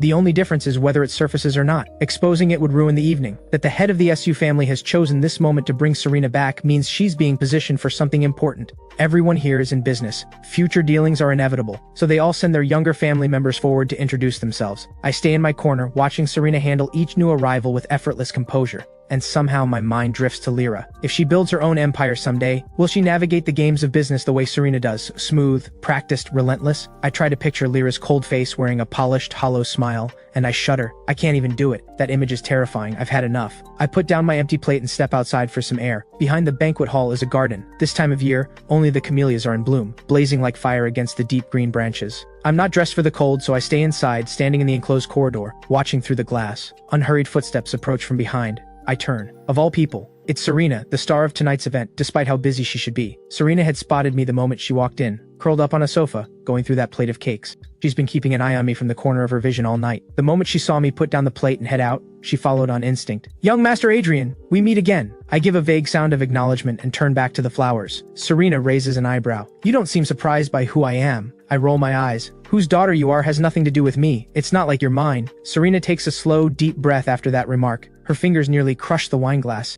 Then something crosses her mind. It will, she says, and gives me a smile full of meaning I can't quite read. I stare back at her with a completely blank expression. Serena isn't bothered by my coldness. In her eyes, I'm just a hothouse flower. Delicate, decorative, harmless. The moment the glass breaks, how long will this flower last? As the one who will soon shatter that glass with her own hands, she is very much looking forward to seeing what becomes of me. It's not that she has any particular dislike for me, it's just that I'm a threat to someone she cares about, and she's made that person unhappy. So her hand is forced. Inside, her father is calling for her. Serena turns. She stops looking at me. I feel thoroughly unsettled. I don't want to spend another second in her territory. I send a message to my parents. Without waiting for a reply, I wrap myself in my black coat and walk out. The family car is parked outside. My father drove tonight, no driver. I flag down a cab. The driver asks where I'm headed. I think for a moment, then I give an address. The driver glances back at the grand estate behind me, then at my clothes. Clearly expensive. You sure? He asks, a little hesitant. Someone who looks like a rich family's son, heading to the rundown old district? He must have been scammed. I'm shivering in the cold, barely dressed for the weather. I nod hard. I get there and take a few steps forward. A sharp pain shoots through my ankle, and I go down face first. Of all the luck, I hit my forehead on the way down. Today must be cursed. In the last second before I lose consciousness, I hear the sharp clatter of a bicycle being thrown aside. I come to under a dim yellow light that stabs at my eyes. I reach up to shield them and hit my bruised forehead. The pain is blinding. I open my mouth in a silent scream. I feel again. Gauze. I pull up my trouser leg to look at my ankle. The smell of medicated liniment hits me. My scraped knee has been treated too. I think back to that last sound I heard, and the blurry figure I half saw. It was Lyra. Lyra, on her way home from work, found me face planted in the street. I lie back with a blank face. Inside, I want to die of embarrassment. This isn't even the first time. I can only tell myself to get used to it. A faint scent of clean soap rises from the pillow. I figure out that this must be Lyra's room. I feel uneasy. I get up, step out the bedroom door, and walk into darkness. I feel around and switch on the light, and nearly jump out of my skin. Someone is sitting on the small sofa. It's the middle of the night. I snap at Lyra, who is sitting there in the dark. Why are you sitting here with the lights off? Lyra's eyes are downcast, her expression unreadable. Thinking about what? I squeeze in beside her without a second thought, my voice taking on a sulky edge. You haven't even checked on me. Only then does Lyra slowly shift her gaze to my face. Does it hurt? I scrunch my whole face up. It hurts so much. A glaring bruise on my pale forehead. The skin on my knee is broken, blood seeping through. My ankle is swollen beyond recognition. A pampered boy like me. Of course it hurts. Under the light, there's redness at the edges of Lyra's eyes. Her voice is rough. I didn't know you were coming. If only she had come home a little earlier. Someone as good-looking as me, alone in a dark alley like this. Lyra doesn't let herself think about what could have happened. What terrible thing would have happened to me if she had come any later? I act like I don't notice the shift in her. I didn't tell you I was coming, I say bluntly. Of course you didn't know. Tomorrow I'll have people track them down and make them pay. I'm furious. My mind is already working through how to deal with them. Then it hits me. I never even got a clear look at their faces. One look at this place and it's obvious there are no cameras. My expression shifts. Then a thought hits me and my eyes light up. Lyra lives here too. She might know. Lyra, do you? Before I can finish, someone pulls me into their arms. I'm wrapped entirely in the warmth of her embrace. The grip is so tight it hurts. What's wrong? I'm sorry. Lyra's voice is low and rough, like something soft is lodged in her chest, blocking her breath. I feel a little smothered. I take a deep breath and pretend to be angry. It's all your fault. It's been so many days of break and you haven't once come to find me. I had to come to you. I'm the one who had been deliberately ignoring her, not answering messages, not picking up calls, but in this moment, hearing my muffled complaining, Lyra suddenly stops wanting to argue. It's my fault. I awkwardly let her know she's forgiven. After a long while, Lyra hears me stifle a small yawn. She lets out a slow, quiet sigh. Go to sleep. It's late and I'm injured. She tells me to sleep in her room. I'm barely awake. Still, I manage. What about you? The place is so small. Probably just one bedroom. Lyra brushes her cheek gently against mine. I'll take the sofa. I frown. But the sofa is tiny. Why don't we just... Lyra's composure slips just slightly. She keeps her face stiff. Stop that. Adrian, you're a boy. You need to be more careful about what you say to girls. I pout. But you're my girlfriend. Still not happening. Lyra is perfectly composed, except for the flush creeping up her neck. I dip my head to hide a smile, but what comes out of my mouth is pure indignation. Fine, I'll sleep by myself then. The bedroom door flies shut with a loud bang. Lyra stares at the closed door. The warmth in her eyes slowly fades, replaced by something cold. The alley was too dark. She hadn't gotten a clear look at their faces either, but she can guess. It could only be those people. Half asleep, the pain from my injuries flares again. Sharp and insistent. Tears slip from the corners of my reddened eyes. I bury my face in the pillow and bear it in silence. I don't want to wake Lyra. Warmth settles on my forehead. Someone gently wipes the tears from my eyes. I open my eyes halfway. Lyra is sitting on the edge of the bed, expression unreadable, but her voice is soft. Why are you crying? I pout through the haze. It really hurts. Lyra gathers me halfway into her arms and picks up a cup of warm water from beside the bed. Open. I obediently open my mouth. Lyra places something on my tongue, then guides me to drink and swallow. A painkiller. Go back to sleep. I'll take you to the hospital tomorrow. My skin bruises easily. By morning, my knees and arms are mapped in patches of blue and purple, but I figure that for scrapes and bruises like these, the hospital would just hand me some ointment anyway. Not worth the trip. Lyra can't argue me into it. She carefully redresses my wounds instead. Fortunately, she had gotten into enough fights growing up that she knows exactly how to handle an injury. After we eat, I make up an excuse about not wanting my family to see me like this and refuse to leave Lyra's place. Lyra takes a day off to stay home and look after me. That evening, I'm curled up on the sofa, cradling the box of strawberries she bought me, scrolling on my phone. I notice Lyra putting on her jacket. Where are you going? Out to get a few things. Don't go anywhere. I look up, unamused. I'm not a child. I wait for Lyra to leave before I put the phone down. I pick up a vivid red strawberry, eat it, and sigh. Sweet and tart and full of juice. A small box like this probably cost a fair bit. She watches every penny for herself, but she'll still go and buy me things. I start to feel a little guilty eating them. Meanwhile, over at the abandoned warehouse, a few girls are crouched inside playing a game. It's their secret hideout. Another beer bottle gets hurled at the wall, bounces to the floor, and spins in place. The bleach blonde one scowls. Do any of you actually know how to play? I'm done. My luck is terrible today. The scrawny girl beside her sees the sour mood and immediately plasters on a smile. Her eyes flick. You're right, games are boring anyway. Heard there's a new bar that just opened on the west side. Apparently it's packed. How good could it be? The blonde scoffs. If we're talking something worth talking about, nothing beats what we ran into the other night. Rich family's son, obviously. Skin so fair, you'd almost think you could squeeze juice out of it. They all clearly remember. They're off. Crude words flying, getting louder. The blonde grins wide, eyes drifting, clearly daydreaming with way too much enthusiasm. Then something else crosses her mind. She unleashes a string of curses and kicks a beer bottle. And of course that devil herself had to show up. At the name, the laughter dies. They all look at each other. One of them is newer to the group. She doesn't know Lyra's reputation yet. She speaks with complete confidence. So what if he's Lyra's? If you want him, even if he's her most prized possession, I'll take him for you. A kick comes out of nowhere. The girl who said it goes flying more than a meter back. The others leap to their feet in shock. They huddle together, staring at the newcomer in fear. The blonde is the first to recover. Lyra, what do you think you're doing? Lyra's face, always cold, is now something darker, dangerously so. She takes one step forward. They take one step back, until there's nowhere left to go. Nobody dares to move in. Too scared to strike back, they stand at a distance and scream. Lyra, you can't just hit people. The blonde catches her breath. Now, strangely, she's not afraid anymore. She exhales. I know why you're here. Sooner or later, he's going to be mine. You're asking for it. Lyra spits the words out, one by one. She shoves them away, her face ice cold. I rush over, and this is what I walk into. I've never seen Lyra like this before. Her eyes are frighteningly cold. I freeze. I snap out of it fast, push through the pain in my ankle, and run toward her. I grab her arms from behind. Stop it, Lyra. Fighting isn't the answer. The fear in my voice pulls her back to herself. My grip is weak, yet somehow she doesn't break free. Her voice comes out rough and ragged. Who told you to come? Go back. No. Then walk with me. Lyra doesn't move. Panic surges through me. My eyes are already turning red. Lyra, I'm scared. Please, can we just go together? My pleading voice, cracking with tears, hits her like a hammer to the chest. Lyra's clenched fingers slowly loosen. She takes my trembling hand in hers. Her gaze sweeps coldly over the group cowering nearby. This isn't over. We walk in silence along the dark, empty path. My head is full of questions. Since when does Lyra lose her cool like that? Is this really the same Ice Queen straight-A student? I round on her furious.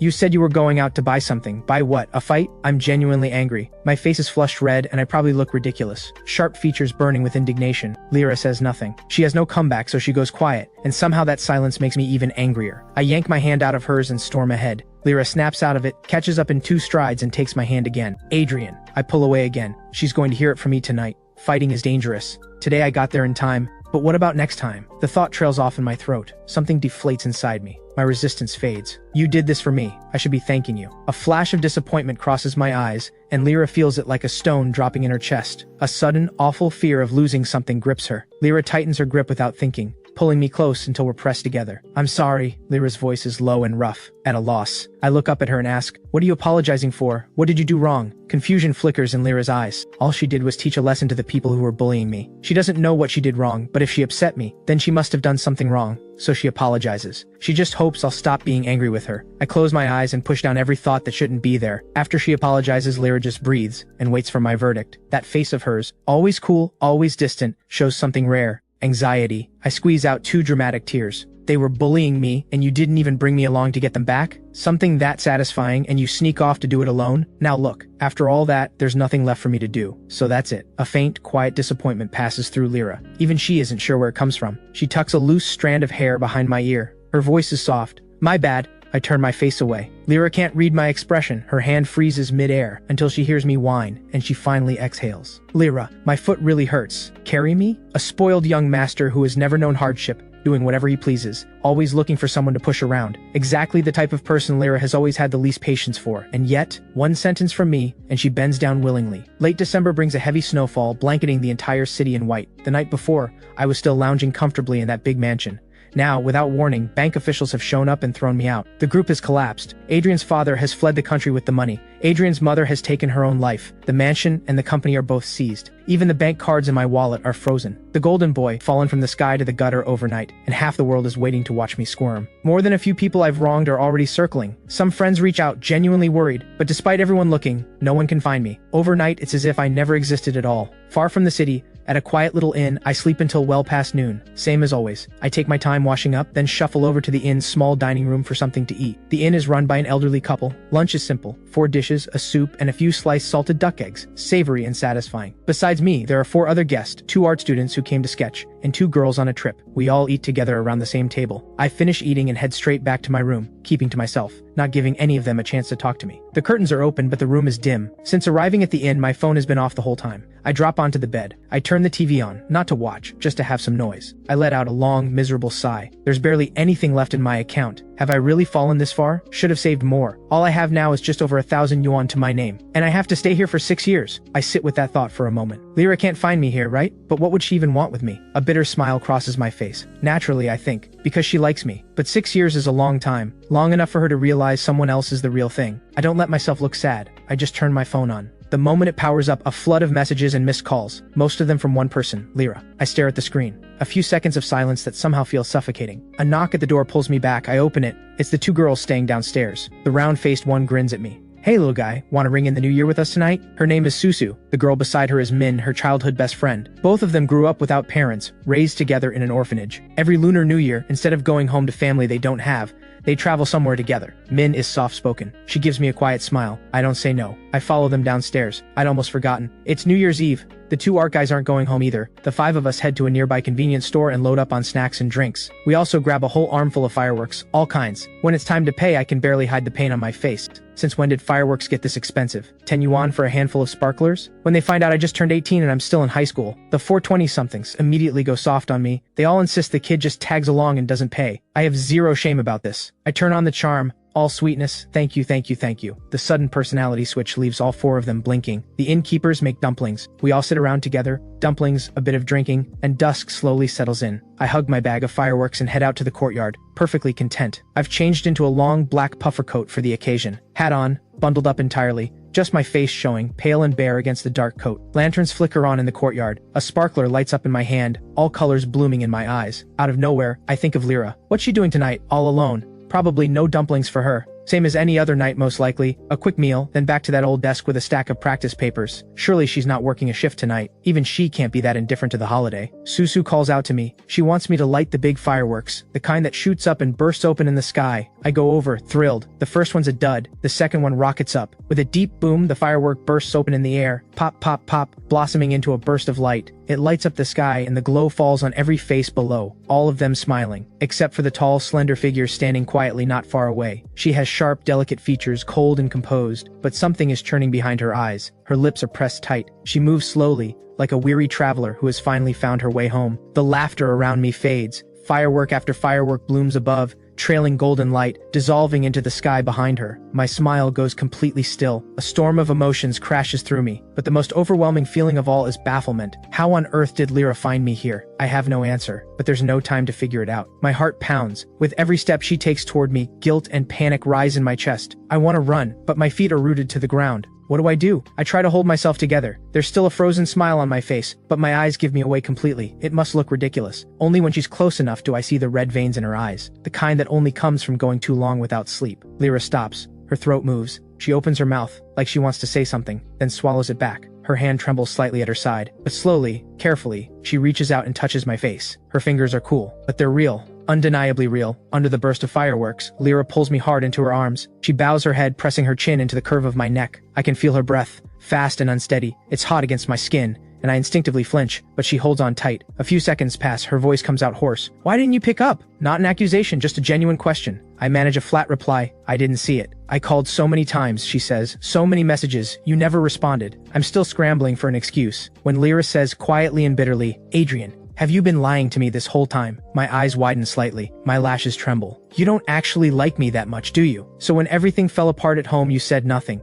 You'd rather run away alone to a place like this and watch me search for you like a headless fly and still say nothing. Cold sweat breaks out on my forehead. I blurt out, no, that's not it. I do like you. I just, what? My eyes burn red. My voice breaks. I was just afraid of losing you. Lyra goes still. My voice cracks. Lyra, the group is gone. I have nothing left. I was scared you'd use this as your chance to leave me. I know you never really liked me. You were only with me because I pushed you into it. Lyra wants to argue, but something catches in her throat. I know I'm a mess, and now I don't even have a home. I'm still crying, voice shaking, barely getting the words out.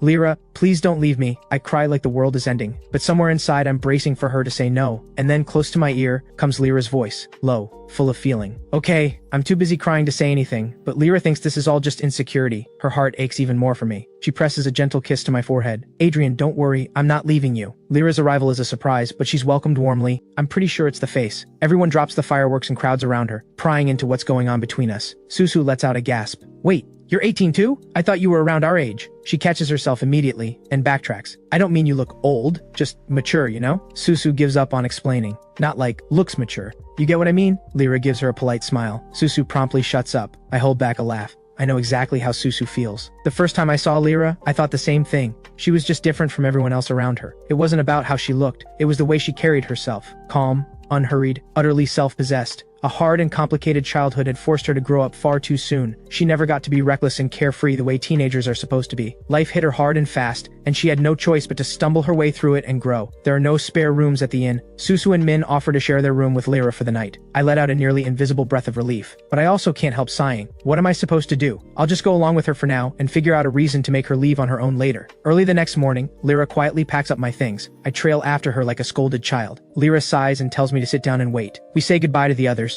I get in the car with Lyra, and we head back. It's the first day of the Lunar New Year. Buses aren't running. Luckily, a few taxi drivers are still out making a living. The ride from the inn to Old Lane Street costs over 200 yuan. I watch Lyra scan the code and pay. I lower my eyes. Thinking back, even when I was still the young master of Mew Group, Lyra never once let me pay for anything. Every expensive gift I sent her was returned, untouched. I instantly regret it. If only I'd forced her to keep them. Maybe I could have sold them for something now. Lyra has no idea what's going through my head. She sees me standing at the door with a pained expression and thinks I don't want to come in. She says quietly, "Adrian, just bear with it a little longer. I won't always be this broke."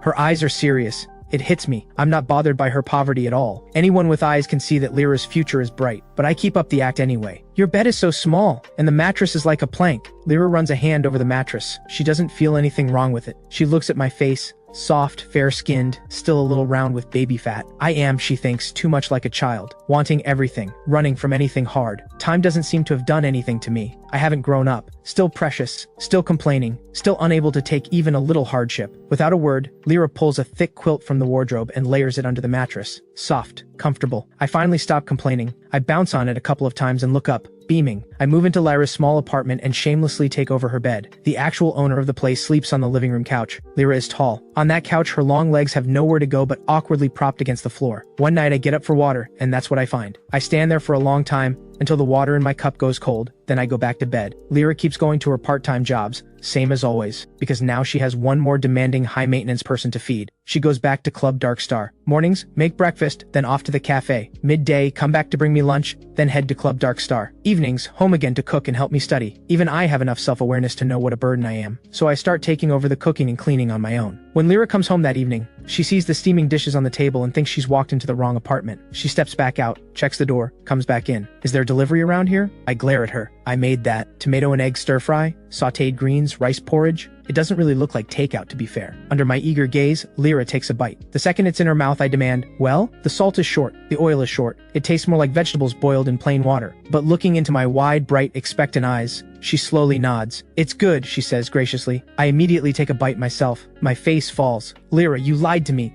Lyra insists it's good. I tell her there's something wrong with her taste buds. The cool edges of her expression soften just slightly. She says nothing more. Her parents died when she was very young. She grew up depending on the kindness of others. Back then, all that mattered was having something in her stomach. She couldn't afford to notice whether it tasted good or bad. When she grew up and could earn her own money, her meals were mostly steamed buns and fast food. For years and years after that, her idea of home cooking was bland sautéed greens and tomato and egg with a heavy hand of soy sauce. As school approaches, Lyra notices something's off with me. I've been distracted every day. I'm barely doing the practice problems she sets for me. One evening after dinner, she's going over problems with me again. Lyra asks me the same question several times. I just stare at the paper, nothing. Lyra sets her pen down on the wooden table with a sharp click. I snap back. I wasn't spacing out. She just looks at me quietly. I crack. I look down. I'm a bit tired today. Can we do this tomorrow? Lyra doesn't buy it. What's actually going on? Nothing, I mutter. The one thing Lyra cannot stand is being lied to. Her face goes cold. Tell me the truth. She's not going to drop this. I close my eyes, grit my teeth, and just say it. I don't want to go back to school. I mean it. This isn't a performance. I genuinely don't want to go. School means tuition and living expenses. Even eating is a problem right now. Lyra is barely managing on her own as it is, and now there's me on top of that. I look down, my lashes hiding what I really feel. She just assumes I'm going back to my old ways, refusing to grow up, too comfortable to try. If you don't go to school, Lyra says, what are you going to do with yourself? I can hear the controlled anger underneath her words. so I decide to push it. What's the point anyway? I say flatly. You can take care of me, just like you're doing now. In all of Lyra's life, no one has ever said that to her before. If anyone else heard me say that, any reasonable person would tell Lyra to kick me out immediately, taking everything for granted, blind to how hard things are for the person giving. How much can that kind of love really be worth? The silence wraps tight around both of us. After a long moment, Lyra speaks. No. Without waiting to see how I react, she turns and walks out. Lyra is not an impulsive person. She has always thought through the consequences before she acts. The moment she let me move in, she had already made her peace with supporting me for the rest of her life. But her version of support and mine are not the same thing. She wants me to study like a normal kid, go to university, find work I actually care about, not necessarily brilliant, just capable of standing on my own 2 feet, able to have a good life even without her. Life is long. No one can guarantee she'll always be there. She wants me to be happy, even if she's gone. Lyra has her own selfish wishes too. Part of her wouldn't mind if I leaned on her forever, but she'd rather I stayed because I wanted to, not because I needed to, not because she happened to be a safe harbor. Lyra makes up her mind. For the next few days, no matter how much I whine and sulk and throw fits, Lyra doesn't budge. On the first day of term, I go to school. I sit on the back of Lyra's bicycle. I'm too annoyed to hold onto her waist. My head bounces against her back with every bump in the road. When we're still a few hundred meters from school, Lyra stops and tells me to get off and walk. What's the big deal? You couldn't ride me just a little further? I demand, outraged. Lyra glances at me, says nothing, rides away. Left behind, I throw a few furious punches at the air. I drag my bag strap over my shoulder, head down, trudging toward school, when I hear someone calling my name from far away. Running footsteps, heavy breathing. Adrian, you little jerk, where the hell have you been this whole month? Do you have any idea how many times I called you? You've got a lot of nerve. Nova rattles on like a machine gun. But listen closely. There's a crack in her voice. Guilt, an unfamiliar feeling, rises in me. I fumble for Nova's sleeve. Hey, don't cry. Who's crying? Fine, you're not crying, I'm crying. Happy? When it comes to keeping my friends in a good mood, I have endless patience. Nova refuses to let me, the heartless one, see her upset. She blinks the tears back. What do you have to cry about? You're not the one who got dumped as a friend. When did I ever say that? I press my fingers to my temple. Nova, I never meant it like that. Then why did you ignore every call and every message I sent? Nova is more sensitive than she lets on. She takes a breath. Is it because you thought, now that you're not the young master of Mew Group anymore, I'd stop being your friend? Is that really who you think I am? I genuinely didn't see that coming. In this moment, I see Nova differently, more clearly than before. I feel 100 things at once. I coax and comfort her until she finally softens. We walk to class together. Nova is still holding on to the stiff expression, but then something crosses her mind and she frowns. Where have you been staying? Do you still have money? I've been staying. I stop mid-sentence. Something clicks. I meet Nova's questioning look and force out a different answer. A hotel. Nova doesn't question it. She just asks, is money tight? I've got some on me. I'll transfer it to you later. Take it for now. I shake my head, flushing with guilt. No, I'm fine. I have enough. If I ever run out, I won't be shy about it. Nova's expression finally eases. I feel the tension leave my shoulders too. At the same time, something bittersweet rises in my chest. I thought Lyra was being petty about the distance, but she was protecting me. The news about Mew Group has spread like wildfire. I'm the talk of the school, the poor little rich boy with nowhere to go. If someone had seen me arrive with Lyra, word would have gotten out that we're living together, and worse rumors would have followed, and I'd be the one who suffers most from that kind of talk. That woman of so few words, can't she just say what she means? If I weren't so sharp, Lyra would have taken the blame all on her own without a word. In the classroom, I shoot a loaded glance across at Lyra. Lyra acts like she doesn't see it. Fine. I open my textbook and half-heartedly flip through English vocabulary to the sound of everyone around me reciting aloud. Mew Group has fallen, and I was never exactly known for being humble. I've made plenty of enemies at this school. I figure someone will come to gloat soon enough, with their snide remarks and backhanded comments. But the first person who shows up is Ethan. Morning study hall ends. The homeroom teacher calls me into the office. I won't say what was discussed, but when I come back I start packing up my things. Classmates start whispering. What did the teacher want with him? Why is he packing up? Isn't it obvious? He's being moved down. With those mock exam scores, he should have been in standard class ages ago. The only reason he lasted this long in elite class was the MU family name. Now that Mew Group is gone, the school's not giving him any more special treatment. The murmurs come from every direction. Nobody bothers to keep their voice down, as if that's the whole point. Lyra notices my hands moving faster as I pack. Head down. From where she sits, she can see my long lashes trembling just slightly. The golden boy has fallen hard, crashed from the heights into the mud, surrounded by people laughing at will. Without someone to watch over me, I'd be easy prey. And with a face like mine, someone would surely try to use that against me. Something darkens behind Lyra's eyes. Meanwhile, the person at the center of all this ridicule, that's me, is busily packing and thinking. Standard class has got to be more relaxed than elite class. Please let the study atmosphere be lighter. I cannot survive the intensity. I catch myself smiling and quickly wipe it off my face, pretending I'm not pleased. But to everyone watching, that gesture looks like I'm holding back tears. My wrist is suddenly caught. I follow the hand, sharp, well-defined knuckles, and my gaze lands in Lyra's steady, deep eyes. I can't explain it, but she seems unhappy. I'll walk you over. Lyra releases my wrist and starts helping me pack. I have no idea what's going on, but someone's helping me, so I'm happy. Lyra is faster and neater than I am, and somehow pleasant to watch. I sit back down shamelessly, chin in hand, watching her with a smile. It's at this moment that Ethan walks over, voice soft. Lyra, the English teacher wants you to go to the office and pick something up.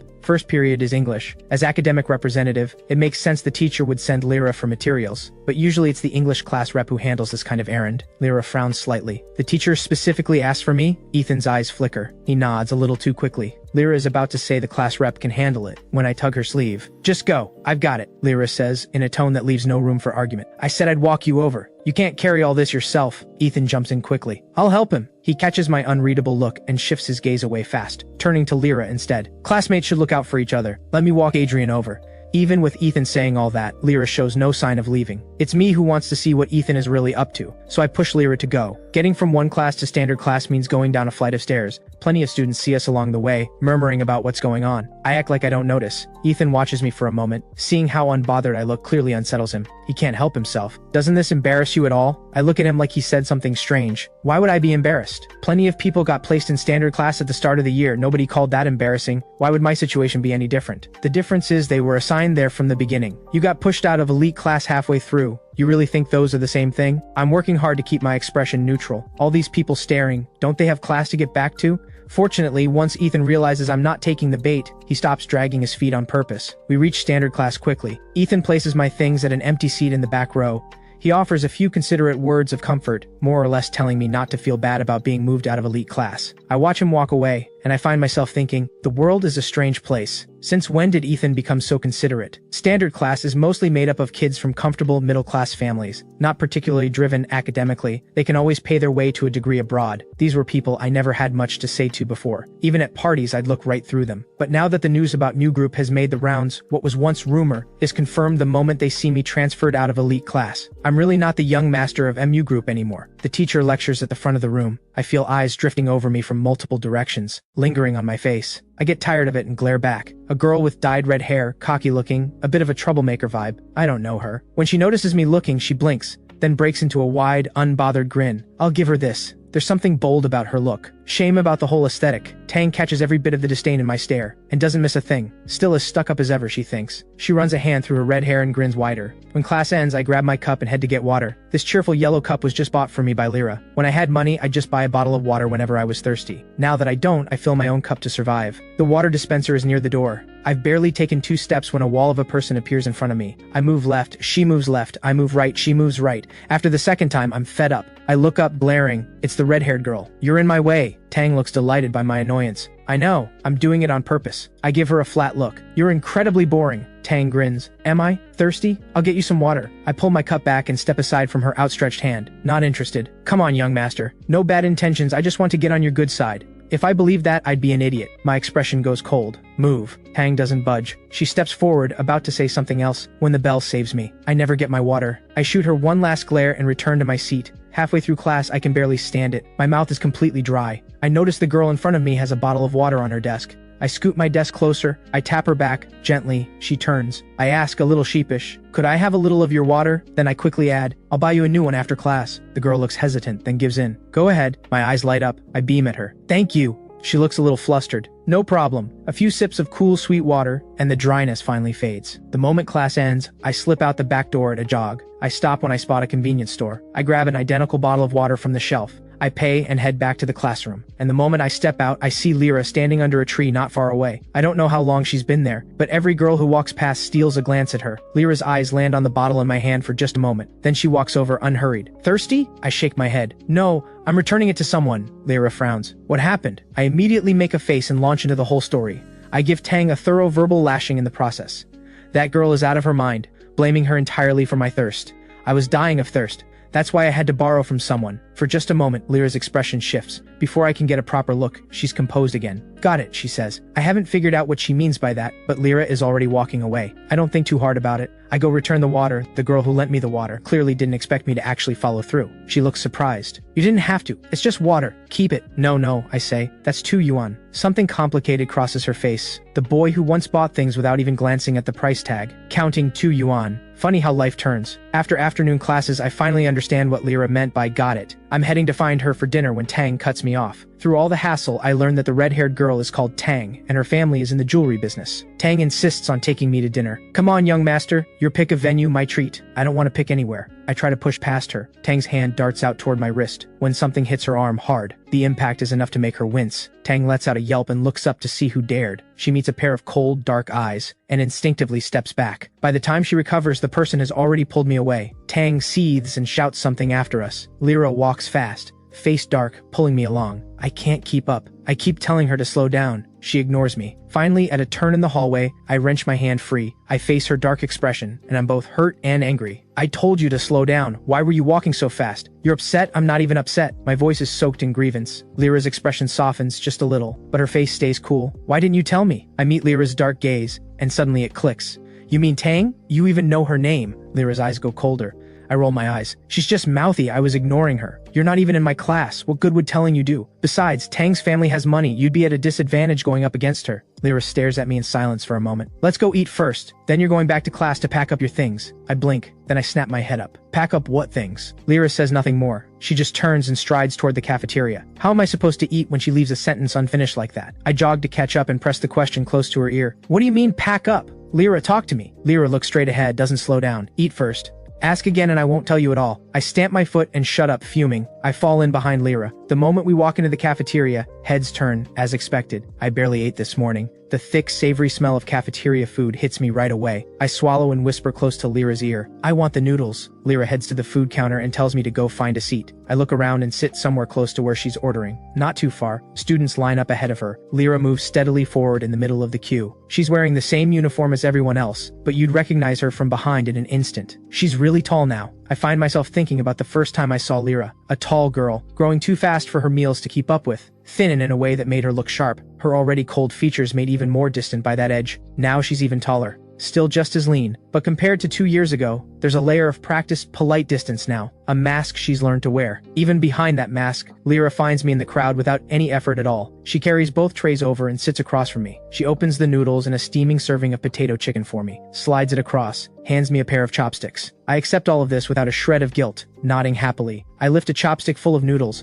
and catch a glimpse of Lyra's tray out of the corner of my eye. A large serving of rice, a few stalks of greens. Why did you only get greens for yourself? Something flickers across Lyra's face for just a moment. Brief as it is, I understand without knowing why. Even cafeteria greens have to be better than plain boiled vegetables. Lyra just replies, flat and easy, not very hungry. I look down and eat my noodles. But for some reason, the potato chicken doesn't taste as good as that first bite. Lyra eats fast and quietly. A bite of greens, a bite of rice. Her face gives nothing away. Then a piece of chicken and sauce appears on top of her rice. Lyra pauses mid-bite and looks up. I snap my gaze away and bury myself back in my noodles. The air between us goes still and thick. A quiet understanding spreads without a word. Out of the corner of my eye, I watch her eat it. I smile. The noodles taste better now. After that, pieces of chicken and potatoes start appearing on Lyra's rice every so often. And once, a piece of ginger disguised as potato. Lyra quietly spits it out. And so the days go by. One evening, the sound of chopping comes from the kitchen. Tomato and egg stir fry. Scramble the eggs first. Add the tomatoes. Stir until they come together. Then season. I step back and admire the result. It actually looks good. Old duck soup simmers on low heat. Multigrain rice steams in the pressure cooker. 2 more dishes and we're done. Lotus root is good for the body this time of year. I take some out and head to the sink to wash it. I'm halfway through washing when the doorbell rings.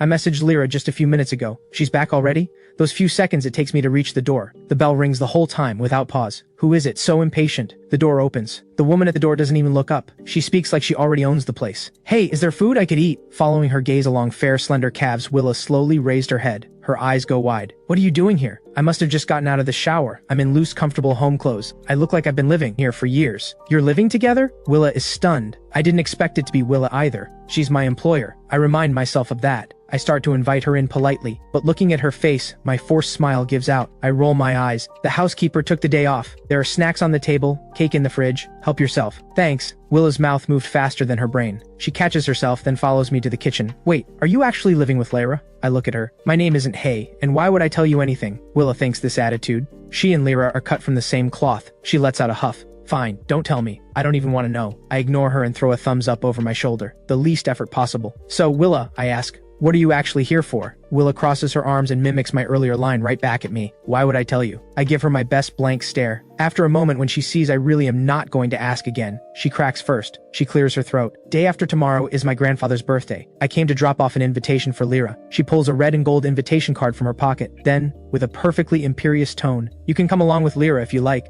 I don't fall for it. You didn't invite me, I'm not going. Willa's eyes drift around the room. She spots a black marker on the TV console. She flips the card open and adds 2 more words after Lyra's name, Adrian. Then she shoves it in my face. Happy now? You're so petty, I'm your employer, you know. Alright.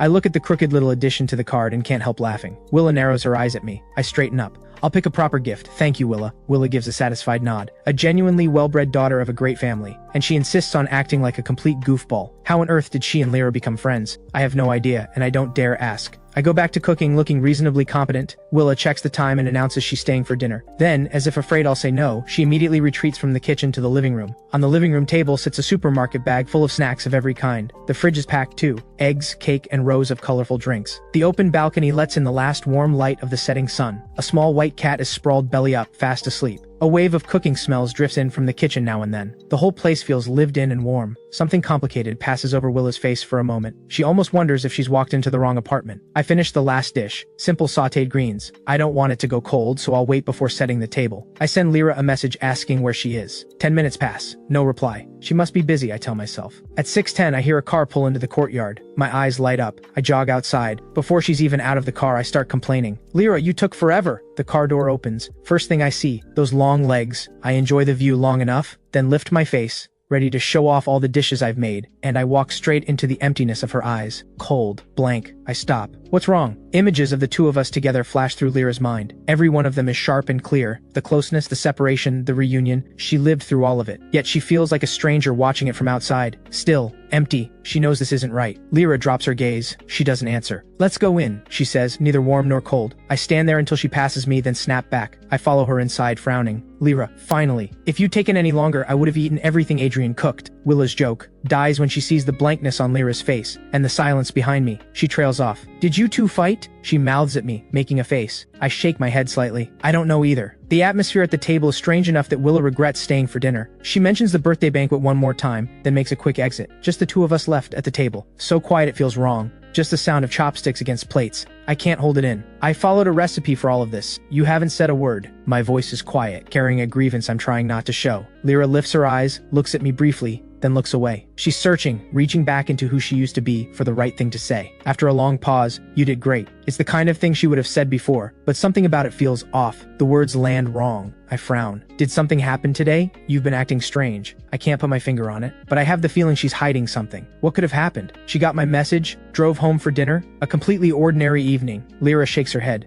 Nothing, just tired. I accept that. The tension in me eases. Then take a hot shower tonight and get some rest. Lyra murmurs her assent. Through the whole dinner, she never once meets my eyes, and so I naturally don't see what's been there all along, the coldness that never left her gaze. Dinner that night is heavy. After Lyra goes to shower, I curl up on the couch. I listen to the sound of water running. Something in my chest feels wrong. I think about her eyes tonight. Empty, unreadable. They look just like the first time she looked at me, back in Old Lane Street all those years ago. No warmth, no feeling. As if all these months of living close, leaning on each other, were nothing but a strange dream I made up on my own. I curl up on the couch. At some point, without knowing when, I drift off. Half asleep, I feel someone wrap around me gently. The touch is unbearably tender, the familiar, calming smell of soap. I burrow into her neck, half mumbling her name. Lyra. In the darkness, I feel something wet fall at the corner of my eye. Then, a kiss. Deep, heavy, like it carries the weight of everything. Adrian. Her voice is rough in my ear. It trembles. A sound I've never heard from her before, like something about to break. Wait for me. The next morning, I'm jolted awake by my phone ringing. I open my eyes.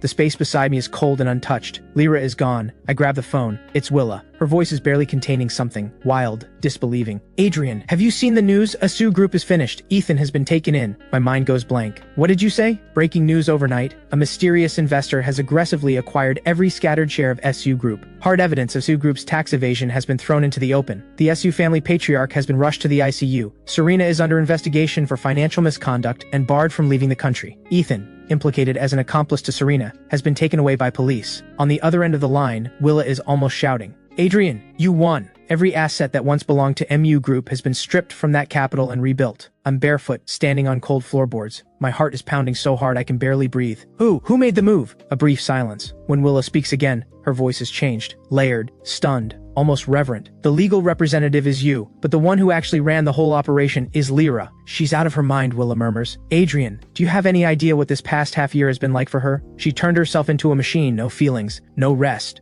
She played a long game, used every resource she had, and forced her way through this ruthless world by sheer force of will. Last night she cut Sue Group's final funding line and completed every last share transfer before dawn." I hang up. On the dining table sits a brown paper envelope. I walk over, my hands shake so badly I can barely tear it open. Inside, a thick stack of documents slides out.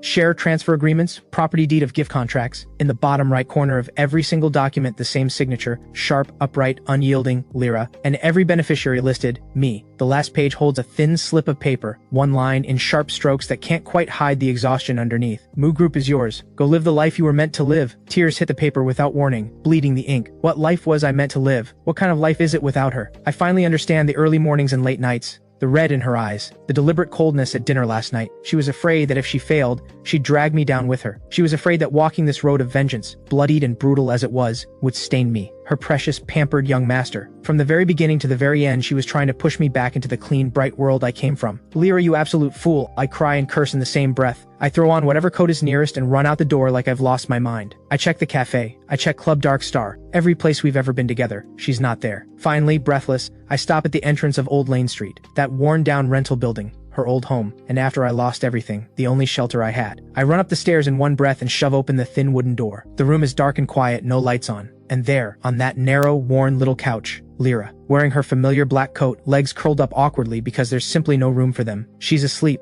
Dark circles beneath her eyes, jawline sharply thin, her whole body radiating the deep, bone-level exhaustion of someone who has given everything she had. I tiptoe over and slowly crouch in front of her. I look at that beautiful, cold face, and I can't hold it together anymore. Tears fall, one after another. I reach out and gently run my thumb along the crease between her brows, trying to smooth it away. She seems to sense something. Her lashes suddenly tremble. Those dark eyes open in an instant, sharp and guarded the way they always are when she wakes in an unfamiliar silence. But the moment she sees it's me, the ice shatters. Her voice is wrecked. She tries to stand on instinct, but her legs, locked in one position for so long, give way. She staggers. I throw myself forward and catch her. I hold on tight, arms around her waist. "Where did you go? Were you leaving me?" I cry without trying to stop, like a child who has finally found their way home. Tears and everything else all wiped right on her coat. "Who cares about Mew Group? Who cares about those shares? What gave you the right to decide for me? What gave you the right to leave me behind?" Lyra goes rigid. The force of me hitting her sends her back against the couch. Her hands hang in the air, lost. A long time passes, long enough that I'm hiccuping between sobs. She slowly, tentatively lowers her hands to my back. "Adrian," a sigh, her voice full of helpless, reluctant surrender. "You're worth billions now. Could you please stop crying? I'll cry as much as I want. You ignored me, so I'll cry forever." I tilt my head up, eyes red, glaring at her. "You said to go live the life I was meant to live? I'm telling you, Lyra, the life I was meant to live is the one that has you in it." Lyra looks at me quietly, those eyes that always carry too much. And for the first time, every mask falls away, leaving nothing but a deep, unguarded softness. "My reputation is in ruins," she says softly, like she needs to confirm one last thing. "Everyone in the circle says I'm ruthless and cold-blooded, that I'm someone who will do anything to get to the top. I may never be the clean, perfect, straight-A student you once thought I was. I don't care." I cut her off, no hesitation. I cup her face in my hands and make her look me in the eye. My old arrogance rises up in me, the kind that was never afraid of anything. "I don't care what anyone says. All I know is, you're the one who stepped in front of a weapon for me on Old Lane Street. You're the one who worked through the night to buy me medicine when I was burning with fever and had nothing. You're the only one who took me in when I had nothing left." I lean in until our foreheads nearly touch. I feel her warm breath. "Lyra, listen to me. I've lived a life of ease and privilege. I didn't understand what it cost. But Moo Group is back now. From here on out, I'll take care of you." I say it like an order. "You're mine, only mine." Lyra laughs, and it's the first time since we've known each other that I've seen her laugh like this, free and unguarded, like the first thaw of winter, the whole world coming alive at once. She closes the distance herself and kisses me, nothing like the desperate, restrained kiss from last night. This one is burning, the hunger of someone who almost lost everything and got it back, and with it, the certainty of finally, openly, belonging to each other. 2 years later, in a sprawling city center apartment with the best view in the building, sunlight pours through floor-to-ceiling windows onto soft cashmere carpet. I'm in oversized home clothes, humming to myself in the open kitchen. Old duck soup simmers in the pot. On the cutting board, a pile of very unevenly chopped tomatoes. I'm technically the nominal chairman of Lou Group now, but the actual work has long been handed off to Lyra, the chief executive, who actually runs things. My greatest joy in life is figuring out how to make the perfect tomato and egg stir-fry. The beep of the door lock comes from the entryway. "Lyra!" My face lights up. I drop the spatula and run over. Lyra's presence is even stronger than 2 years ago. She catches me as I launch myself at her, steady as always. That faint soap scent is still there, but now there's something else alongside it. A warm, mature, woody fragrance. Lyra wraps an arm around my waist and presses her lips to my forehead. Smells good. What are you making? Tomato and egg stir fry, and this time I definitely put enough salt. I lift my chin proudly. A smile flickers in Lyra's eyes. She reaches up and ruffles my hair. Her voice carries that particular softness she only has for me. I know. Everything you make is good. Outside, the evening sun is perfect. The breeze is warm and still. The little white cat stretches lazily on the balcony. I lean against Lyra's chest and listen to her heartbeat, steady and strong. And I think, there is no more perfect ending in the world than this. Even after falling into the mud. Even after being broken all over. As long as I turn around, and she's still here, that's enough.